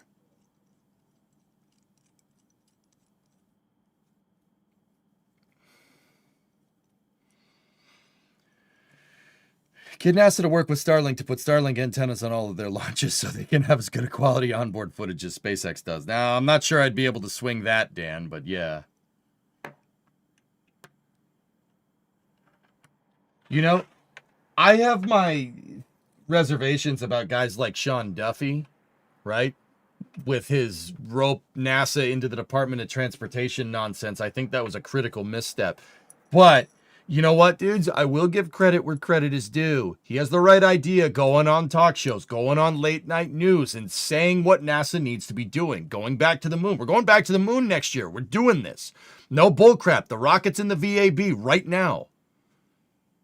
Send the astronauts out. Have them say that. Have them go on Fox, CNN. I don't give a frick. Have them go on Newsmax. I don't care. I really don't. It doesn't, like, yo, you want to interview an astronaut? Let's interview an astronaut. You know what I mean? Like, don't get me wrong. They got to do training here and there. So, right? Like, but dude, that's the kind of stuff that needs to be done. Who the hell knows we're going to the moon in 4 months? You know, every time I have a conversation off the stream with somebody that doesn't understand space, they say, what is NASA doing? Even now, they say, what is NASA doing? We're going back to the moon in 4 months. 4 months? That's not that long. That's 16 weeks away. Nothing. That's nothing. That's very, very soon. Put him on Joe Rogan. I don't give a frick. Have all 4 of them on there. He'd probably do a great job interviewing them. Sure, podcast, whatever. Have Jared Isaacman do podcasts. I mean, he's pretty good at doing that already, but that's the kind of stuff I'd be doing. Yeah, and I would not give a frick who they are, what news organization they go with. It doesn't matter. That doesn't matter.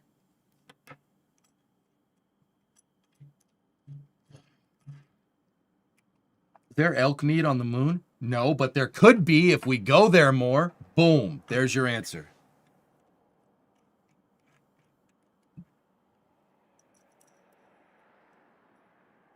That's what I'd be doing. That's what needs to be done. Like I said, fellas, you can say whatever you want about Sean Duffy. I do not have much nice things to say about him, but he's on the news all the time. All the freaking time. He's on CNN, he's on MSNBC all the time talking about NASA. He's on Fox doing it. He doesn't give a frick. The guy will go on anywhere and start talking about NASA or the Department of Transportation or whatever. Now, you don't have to like what he has to say. I'm not saying that you have to like the guy. I don't like him. I think roping NASA into the DOT was one of the dumbest ideas I've ever heard proposed for NASA. Ever. Period. Full stop. But also, he's got the right idea, dude. He'd be a heck of a communications guy. I'm just saying. Get him on NSF, sure. NSF, Spaceflight Now, Lab Padre, whatever. Whoever's an accredited organization for covering launches. If they want to interview these people, no problem.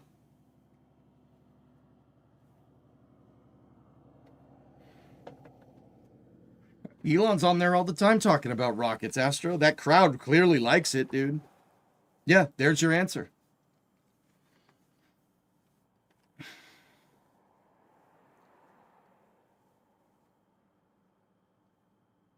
I remember when they got high-def cameras for the space shuttle. It was wild, dude.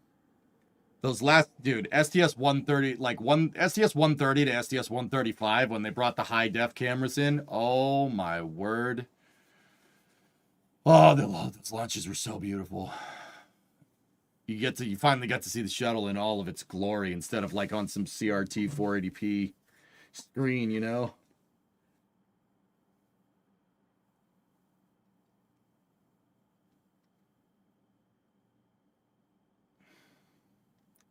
A limited tour of the Cape by an Artemis 2 astronaut or team member like Elon and Tim's interviews. Sure. Oh, guys like Tim Dodd, Scott Manley. Oh, yeah. Yeah. No, you guys would be doing Destin, Smarter Every Day. Oh, yeah. Everybody would be in there. That's what I would do. NSF with Das, like the every, there you go. Come on. Come in here, talk to these people.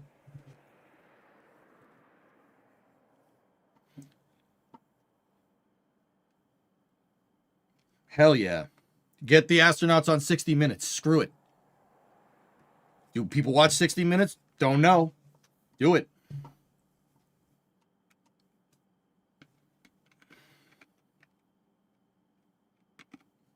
Should hire Jamie to run NASA TV. Jamie would do an awesome job doing that. I'd be like, yeah, I know that new job that you like is really good, but you should, you should, Come on over here. And it's not like this is new. This is what they did during Apollo. That's right. Got to get him on Manning Cast. Screw it. Hell yeah. Get him on Manning Cast. Let's go. Yeah, have Victor Glover watch a football game with Peyton and Eli on Monday night. Screw it. Screw that. Let's just go. You know, don't even have to talk about space. Just do it. Yeah, we'll watch space with an astronaut. You know?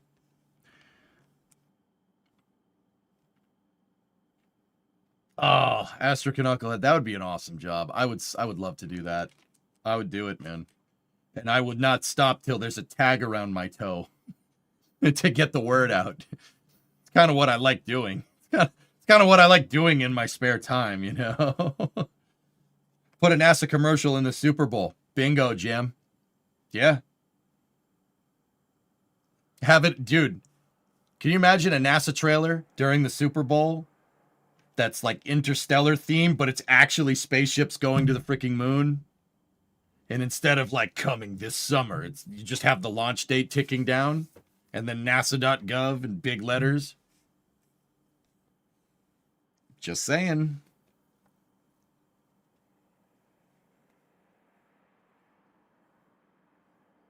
Astronauts on Hot Ones. There you go, dude. Dude, there's a gold mine. There is a gold mine of media outreach, and people will jump at you to help you do it. You know what else I'd do? I'd get the Apollo astronauts. We'd have a sit-down roundtable meeting with the remaining Apollo astronauts. So like Jack Schmitt, Charlie Duke, with the Artemis 2 crew. Sit down, talk about your spaceflight experience, talk about what to expect. Go back and forth, talk about space, talk about play, talk about anything. I don't care.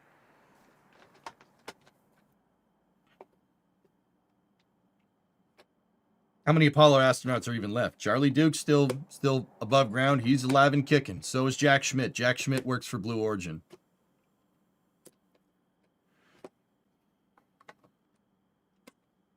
Dude, this is all low. Everything that I've mentioned, guys, is low-hanging fruit. This is all stuff that I could get done in a couple of months. Or at least try to get done. Like, no, there is no try. Do or do not.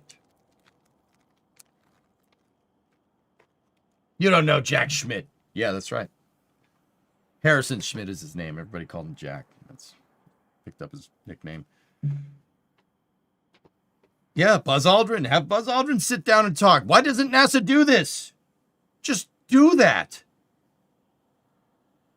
Yeah, he's a consultant with Blue, Joe, if I'm remembering correctly. So Buzz Aldrin's still around. Dave Scott, Rusty Swikert's still around. Fred Hayes is still around. Charlie Duke and Harrison Schmitt. Let's go. That's enough. Have a freaking round table like what they do at Space Fest.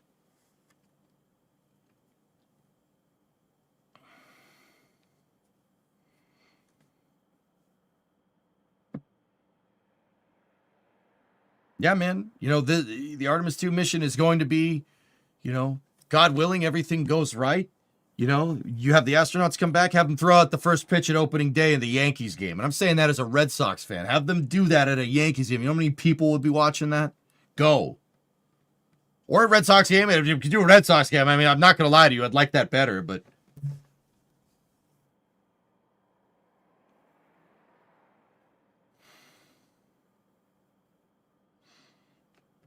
Gotta get swaggered. Underrated joke, Adversity. You mean the Dodgers? Sure. Yeah, exactly. The Dodgers are basically Yankees 2.0 anyway, so. He meant the Blue Jays. No, I didn't. Jeremy Hansen could do that, though. That would, see? Look at what we thought of in 15 minutes of brainstorming. Now, the flip side of this is that we don't want to go too crazy. If the astronauts are freaking everywhere, then people will also get bored. You can oversaturate. That's important.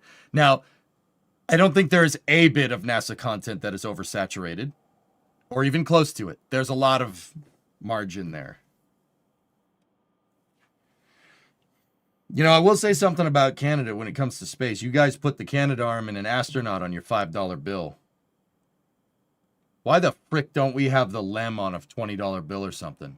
That's ridiculous. That's bullcrap. You guys got the right idea. I'll say that. I'll say it. I'll give credit where credit is due. That's a good idea. We should do that.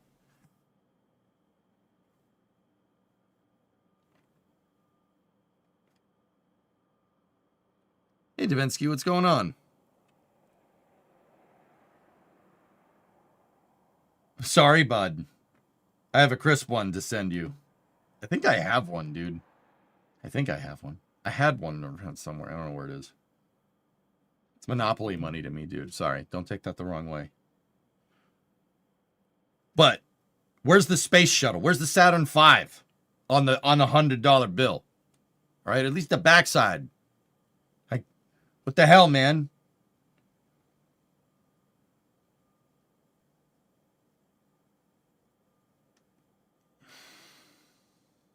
If you scratch it, it smells like maple syrup. Oh, yeah, bud. Anyway, that was a good question and something that's kind of near and dear to my heart. So, yeah, good stuff. Let's keep going. I'll stop if I see anything.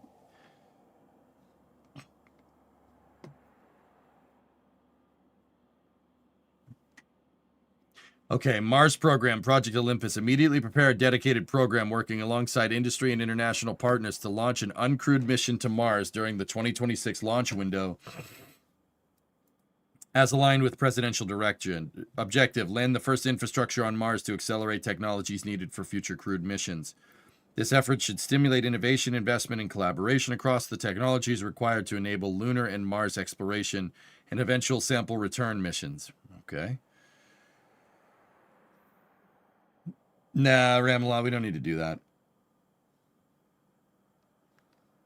An uncrewed mission in 2026 isn't out of the realm of possibility. It's just unlikely.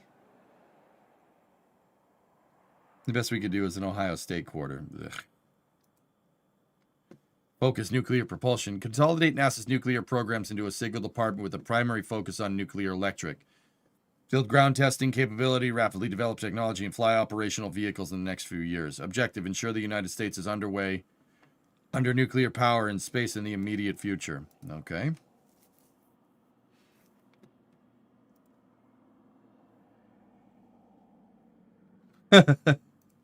Yeah, Bandit. There you go. Light Brew. 3-month resub. Thanks, man. IT modernization. Next generation mission control. We already saw about that. Heading the space economy.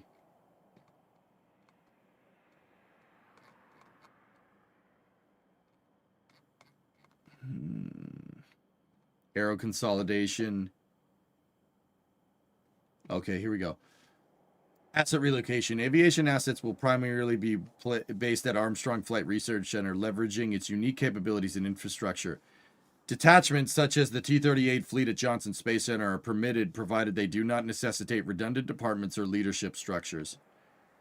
Programs such as those sponsored by the Science Mission Director will no longer operate aviation assets, but instead serve as a customer to the flight services provided by aeronautics. I don't mind that. That if SMD had done this method of procurement, Sophia would still be flying. Hey, Dead Scum 40-month resub. Thanks, dude. How about landing a starship in Fenway instead of a parachuter? Landing a starship anywhere with people with that close would not end correctly. That wouldn't end how you think.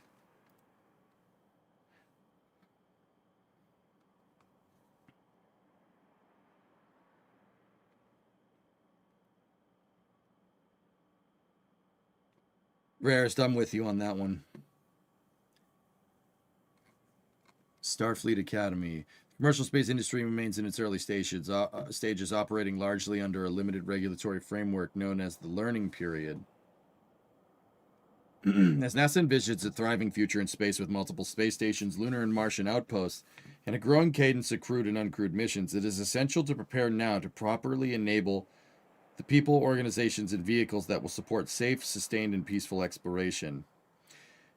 To that end, Chief Program Manager Officer will commission a team within 30 days to assess the creation of an institution capable of certifying launch and spaceflight hardware for operation, training operators and flight crew members, and certifying the competence of such personnel. Study results to be published within 90 days. Holy crap, dude. This melon farmer wants to make Starfleet a thing. Between this and payload specialists, man, NASA's going to need a lot more planes.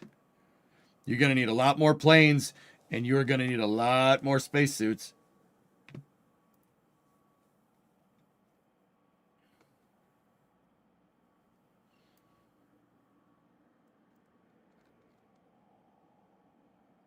Good. Yeah, Weiss. Yeah, you ain't wrong, Weiss. That's a good call. Good.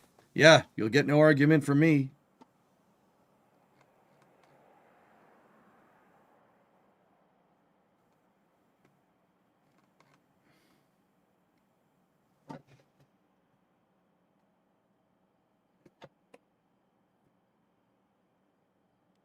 I'm just reading this real quick.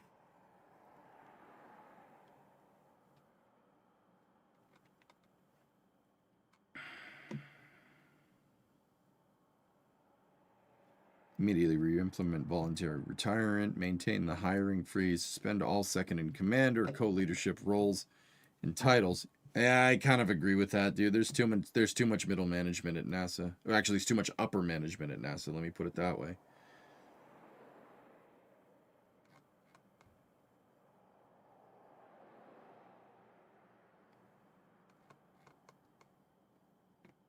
Day 1, all hands speech.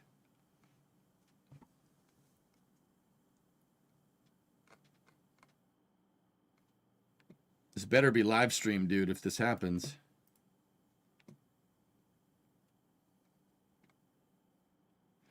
He said this in this. He basically said this at the Senate meeting.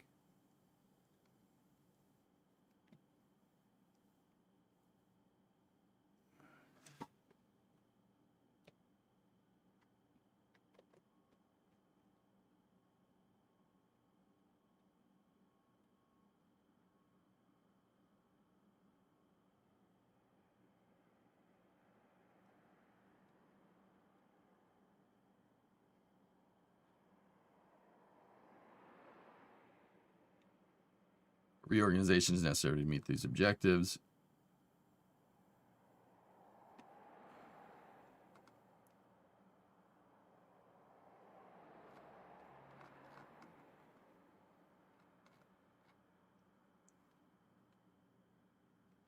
Dude, this is pretty damn comprehensive, even for like 8 months ago. This is pretty good.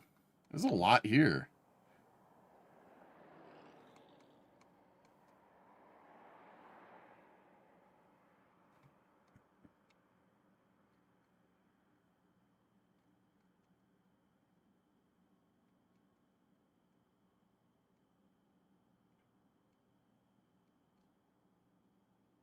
Focus areas, Artemis 2 then 3. Catch up on architecture and safety concerns, heat shield engines.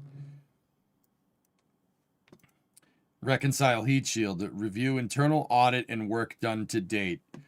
Consider, should we host dissenting opinions, i.e. Charlie Camarda? Charlie Camarda mentioned. That's cool. Okay, context. Charlie Camarda is a ex-NASA astronaut and thermal protection system engineer. He's the guy that's basically been saying since NASA's report about postponing Artemis 2 in 2024, saying that heat shield is going to get somebody killed. And I'm inclined to agree with him based off of what I know about testing, but who knows? Should we make the internal report and results public? Yes.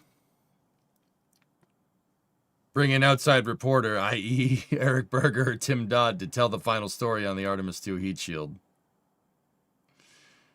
That's the kind of communication stuff I'd be saying, yeah. It's funny that Tim and Eric, awesome show, are mentioned. That's pretty cool. I say safety. Review and publish all life-limiting concerns into a digestible format. Russian PRK concerns, Boeing concerns. That's Roscosmos. versus cost and hassle. That's ISS safety. HLS, start with blue, then SpaceX. Would contracting requirements updates increase probability of success? Interesting. Bring it, EJ, but there would be frame rail issues. My car, as of right now, Astro Knucklehead, has perfect frame rails, front and rear, if you really want to know. The frame rails are not rusty in any way, shape, or form, front or back. The rocker panels, like all up in there, that's another story. But the frame rails are actually majestic, and they're actually plug welded, so they are stronger than the factory frame rails. Just saying. So why don't you do me a favor and shut the fuck up? Are you on time and on schedule? Cost plus? Actually, I'm cost minus, dude. That's because my ex-accountant is an idiot. But I had plans to get this thing. I had plans that this thing would have been done. But, you know, you can't buy new parts if you don't have any money. Now, I could put them on credit, but that's probably not a good idea.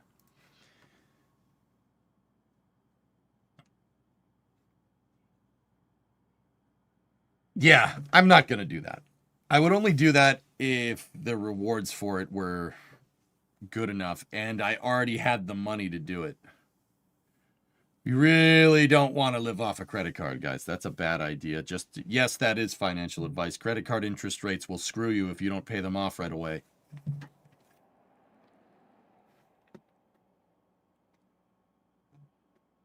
Now, with that being said, a lot of you know that, nor are you coming here for financial advice, so let's keep going. Surveyor, Dragonfly. Yeah, okay.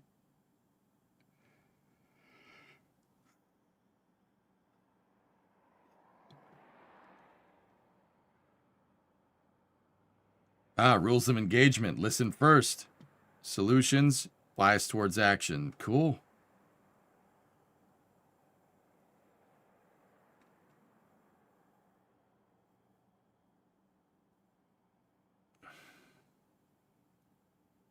You have the stinking credit card. Yep.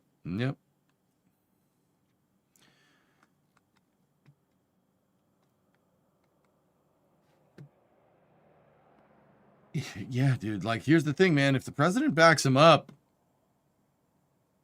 I mean, it's very clear that don't get me wrong, you're never going to get a unanimous consent in Congress, but this is one of, like, the rare circumstances where, you know, we will come together for space if the Commerce, Justice, and Science Committee is any indication on how this is going to go, we could have potential majority for Congress and the president. And now, don't get me wrong, I'm not talking about voting along party lines or anything like that. This could potentially be a scenario where we could get, like, this, it's possible. This could happen. Like, you could do this. Like I said, if the Commerce, Justice, and Science Committee is kind of indicative of how this is going to go down, if Isaacman's plans are good and he has the president backing him up, dude, that whole Starfleet thing, that could be a thing, dude. That is entirely possible. Now, that might scare some people. That might make some people happy. I don't know. But it is possible. Like, definitely could be a thing. Yeah, spoiled for sure, but yeah.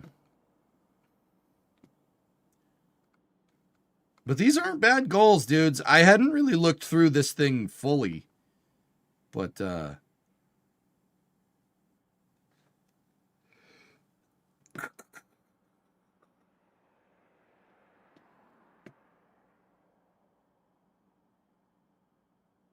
yeah, Arian Rod. Yeah, you ain't kidding.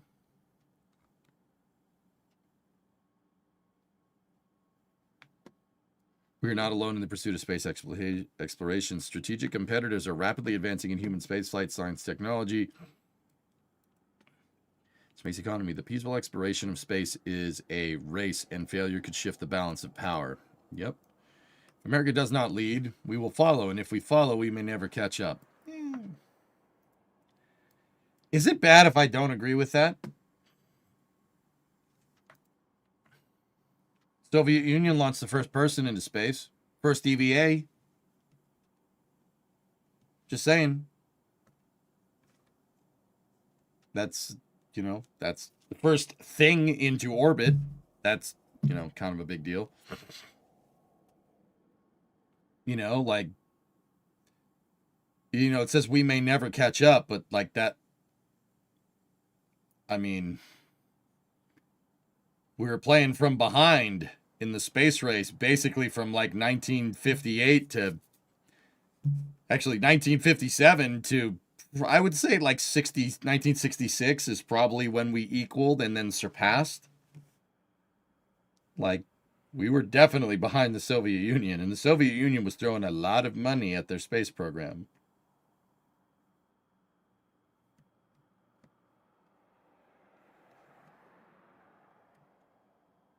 New here. I was wondering if a stream of live astrophotography solar imaging would work here on Twitch.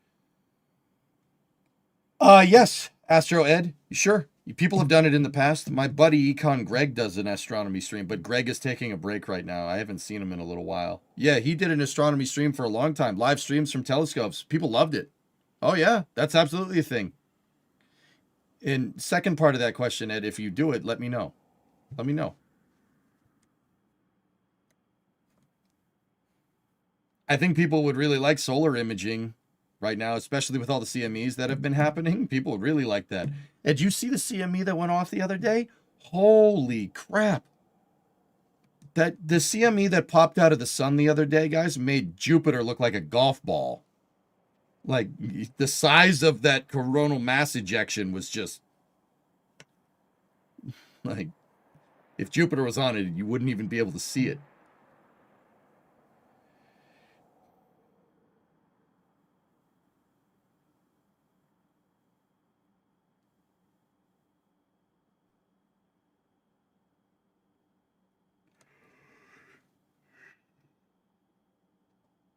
There's two of them. Pretty crazy stuff. Yep.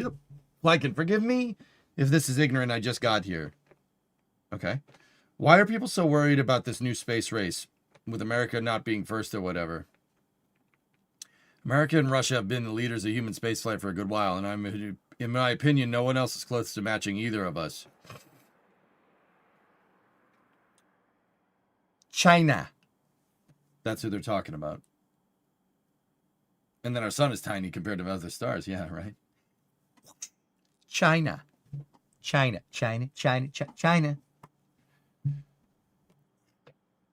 You have to say it like that. You have to make you have to do this with your hand, like almost like that, but like China.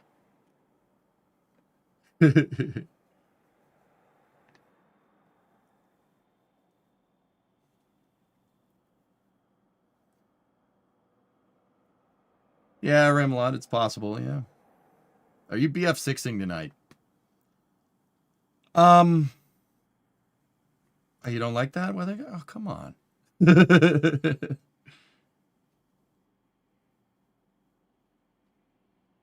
CME was no joke. Yeah, absolutely. Boeing even had to patch retrofit their planes for the solar flares. A plane did get hit by a solar flare, but it got hit by it, but it didn't really. It made the plane do that for a second, and the pilots figured it out. They knew what was going on, and yeah. But yeah, pretty crazy, man. Yeah, Ed, an astronomy stream would do you right. Yeah, sure. People like that stuff around here. Was it an Airbus? I don't remember. I go through a lot of information every day, dude. One of NASA's long-term goals should be intercepting a black hole. Yeah, really long-term goal. It was the 320? Yeah, there you go. Cool. Cool.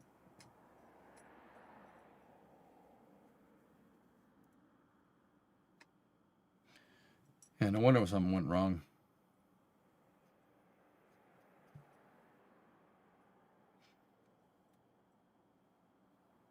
No, King, I haven't. Yeah, Remlo, that's pretty cool. At least the door didn't fall off. Sorry, I knew I would rustle some jimmies with that.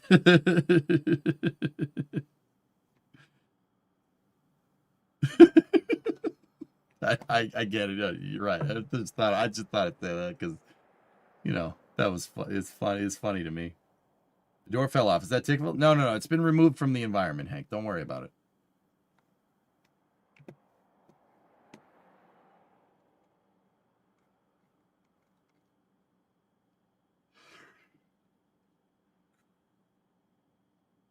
All right, let's get through the rest of this and let's see what we got. So, nuclear electric propulsion, NEP program overview. Space nuclear is tough, complex, and costly, but our rivals are moving fast and the capabilities it unlocks are clear and compelling. We need a government-led, commercially driven program to regain the ability to develop space-based nuclear power. This is how we open up groundbreaking capabilities near Earth, on the Moon, Mars, and across the solar system. Program must start with presidential backing and a strong central leadership team empowered to cut through bureaucracy and held accountable for rapid execution. First step is a minimum viable demonstration. Fly early, fly often, and achieve a credible first flight within 4 years.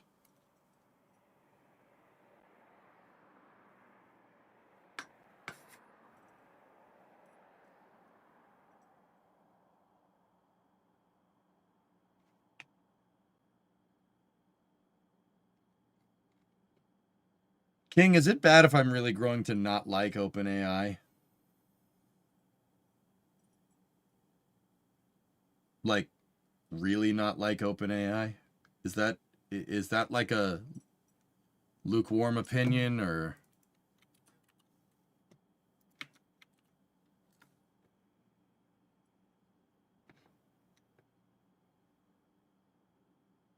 Yeah, I didn't like that bit of information either. There were some whispers that OpenAI wanted to acquire Stoke, and that's just...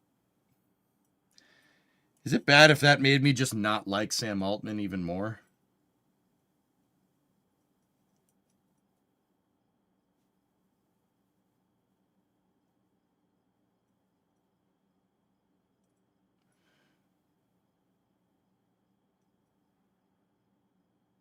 EJ's PC is now worth like 100K.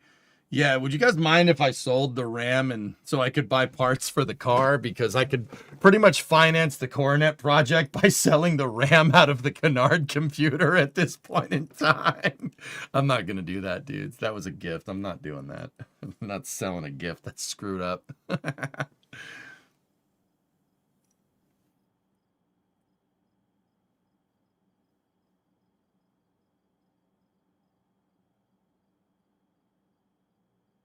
Yeah, King. I don't know, man. Like, I'll admit, I don't know too much about him, to be honest with you. I'm not big into the AI thing. Not because, like, it's like I said, I don't mind AI. I know that AI is a tool. I get it. It just, I don't want to call it a bubble either, but I'm just sick of hearing about AI a lot. Is that bad? Is it bad? Like everything's got to have AI in it. My hammer has to have AI in it so you can hammer correctly, so we can teach robots how to hammer things. That's the profitability. Like, bro, shut the Battlefield EJ almost came out there for a second. Shut the front door, dude. Come on. It's a freaking hammer. Go away. If not bubble, then why bubble shape? I'm not saying that, Oculus, because I don't know enough about it. Like, to be 100% serious, I'm trying as best I can to stay in my lane here.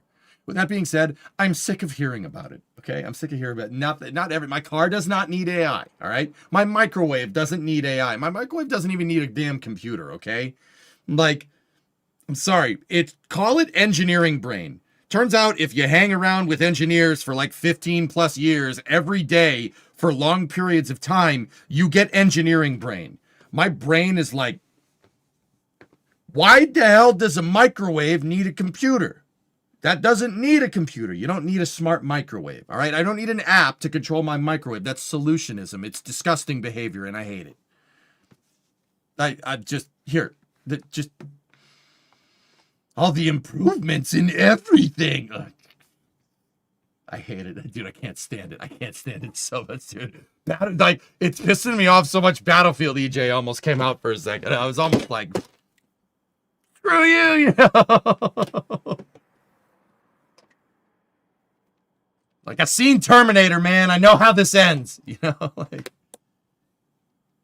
your smart fridge will have AI and you'll like it, dude. I will rip all of that stuff out of that Wolfman. You know why? Because I know how a refrigerator works and I know what to get rid of.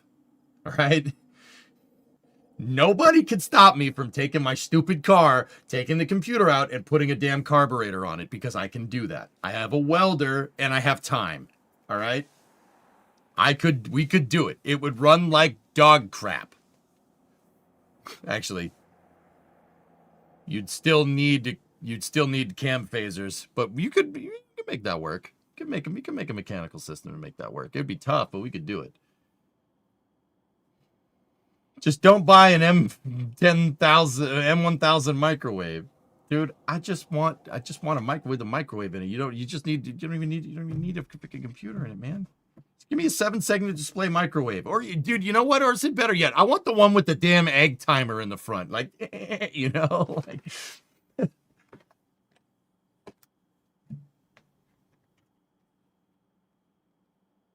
yeah, exactly, Uncle. There you go. You missed my T1000 reference. Microwaves do turn things into liquid. Endometric polyalloy, liquid metal. Yeah. I've seen this movie before, all right? It needs to say bing when it's done. Yeah, exactly. There you go. EJ, I just had to buy a new TV today, and why can't TV just... Dude. Yo. Swiston, Tranquility Base here. The Eagle has landed. Tesla owners are like people who get their trucks lifted. They're compensating for something they lack. Tesla owners? What? I have no problem with Tesla owners. Wait, why are we barking up Tesla's tree now?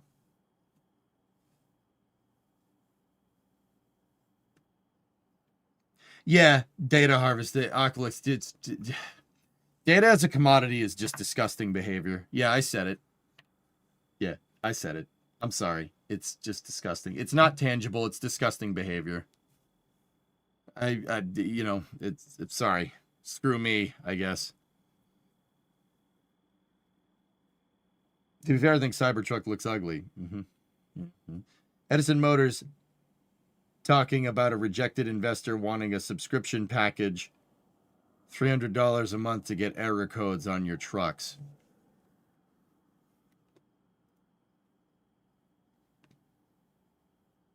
They had this program software and they wanted us to sell our customers an optional subscription package for $250, $300 a month.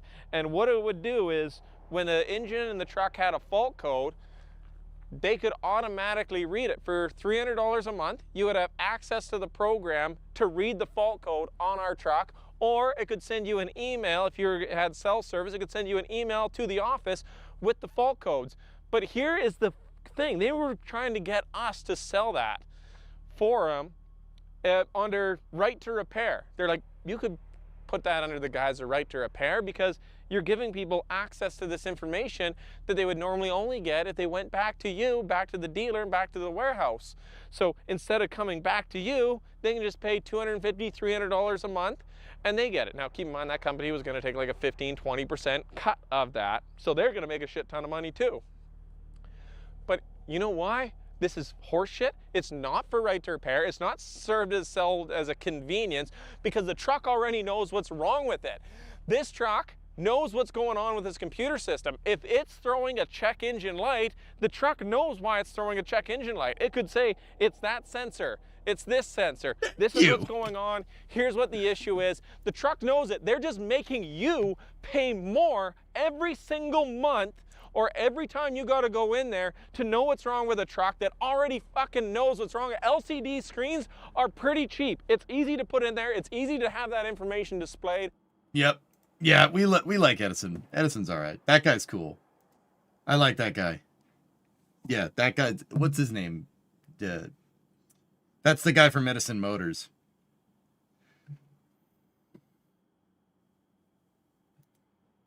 Chase. Yeah, that guy's cool. Yeah, Edison rules, dude. Just make a truck. Just make a truck. Tranquility Base here. The Eagle has landed. Weird idea, right? Even if AI could be a tool, I don't think it is. If you don't do the work, you don't do the work. More people, more better. Yeah, I suppose. No, it's fine. Chase can swear on my stream. That's okay. He's earned it.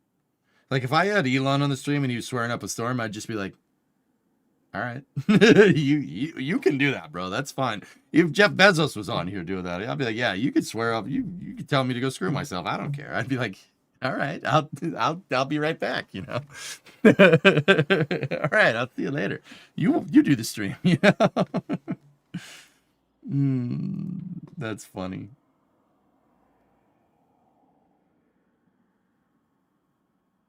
Pricing people to death. Oh my goodness.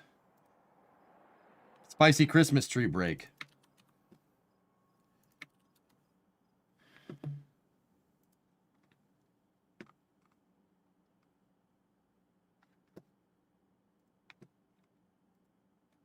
Well, at least you won't get cold.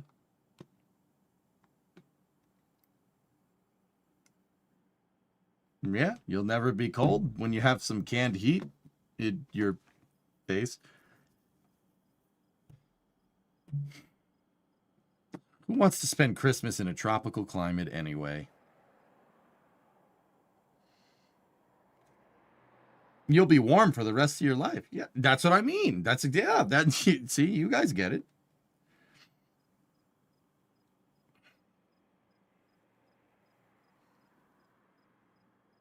Stellantis brand vehicles require a subscription like they're talking about, but thankfully it's only $50 per year. I will never, Bill, and I mean never, ever buy a vehicle with that stuff, with that kind of stuff applied to it. I'd rather go build one myself.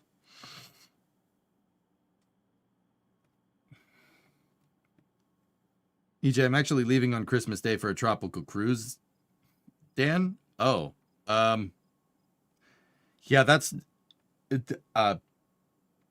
not really what I was getting at with that, but yeah, yeah. God,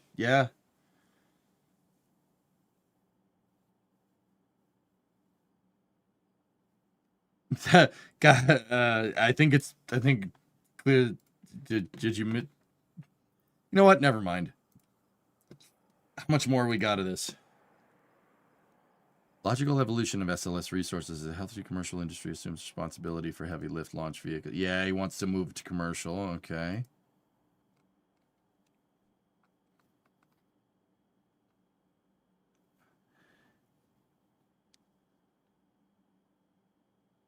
Why past nuclear efforts have failed? Space nuclear has a long history of accomplishing very little with large resources.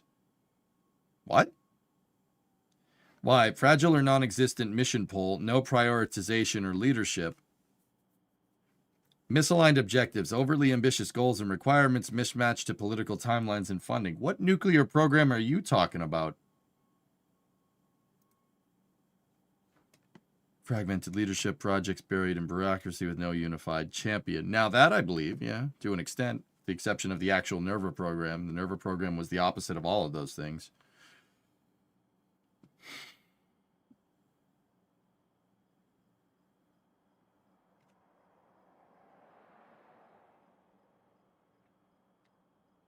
Did NERVA pull a lot of resources?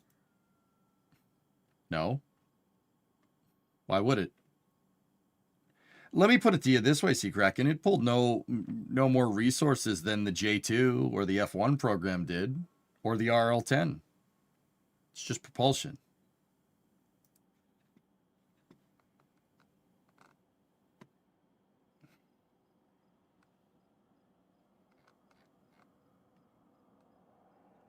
All right, cool. Well, we got through a lot of Project Athena. I did glaze over the speeches and the requirements, but I think we got the big bits of information. I think that I think that Rook will do a good job. I think he will. Really. Yeah, I think he'll do well. Hey, Commander Universe, how you doing? Yeah, I think he'll do well. We'll see how it all transpires. It is all contingent on a Senate vote. And keep in mind, guys, everything in that document was tentative. It was tentative. It's not this all is subject to change. And that was something in the Commerce, Justice, and Science Committee meeting that politicians didn't really understand, or they deliberately obfuscated the truth. Either way, you're okay? I'm doing just fine. More and more, I feel as if I'm in the Netflix blockbuster meeting. If it ain't rapidly reusable, it's crap, full stop.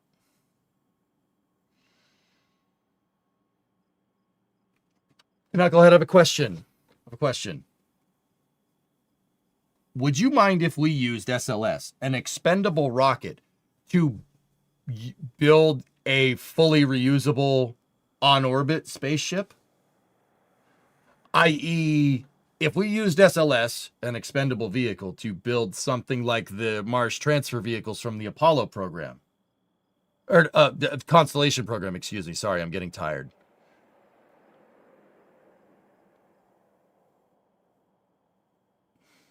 Would you be okay with that type of reusable vehicle? Just out of curiosity. Starship can do it. Quit going back to old tech.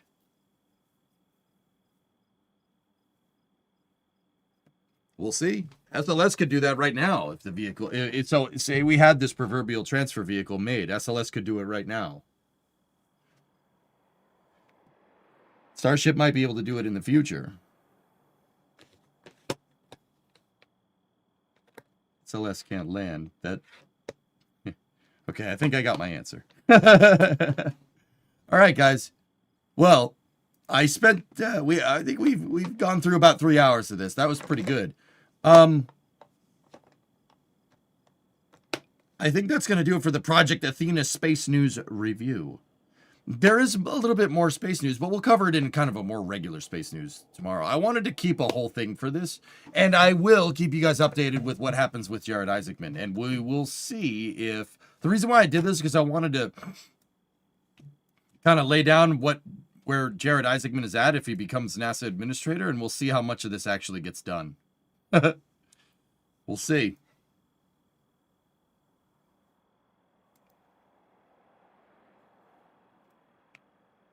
More hearts. I was thinking I'm going to go to bed a little bit earlier tonight, guys, so we can get up early for the car stream tomorrow. We got a lot of work to do on that thing. I got see where that blue tape is? I got to cut out everything below that blue tape. Yes, I'm going to cut the quarter off so we can replace the wheel well because there's rust up in that wheel well.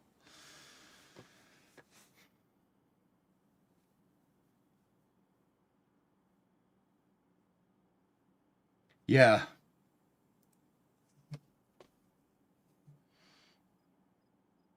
I'm scared. I've never done this before. I've never taken an angle grinder to the exterior of a car. What? You're not going to try out the new BF6 map? Yeah. Quit stalling. We have to redo some of the bracing first and foremost, all systems. Yeah. I have to, but I can brace it off of the trunk pan now because there's a trunk pan to brace everything to. Isn't that a cool? That's pretty cool. Why not do it now? I really want a fresh mind when I go to do that, Flykin. I have to save the door jam. And dude, I want a good night's sleep to do that. I want, like, tomorrow's going to be a long stream. I'm going to get in here early, like way early. Tomorrow we do a big old long stream. So we'll do the car, we'll work on the car, then we'll go to Space News, and then after hours, see what happens. I'm not doing that right now. I need to have a clear head when I do it. It'll be just fine. You'll have YouTube chat cheering you on. I don't know. Some of that door jam stuff is going to get a little rowdy. I might have to rubber duck you guys with how to actually go and replace that wheelhouse. It is connected to a lot of things that the coupes aren't, because 4 doors, you know? Cut is easy. Replacing is the hard part. Yeah, I'm scared. You know what? We should raid somebody tonight. I haven't raided anybody on Twitch in a long time. Let's go and do that. On the YouTube side of things, I'll see you guys tomorrow. Hope you guys enjoyed the space news. My buddy Etal is playing Mountain Blade. Let's go see what he's up to.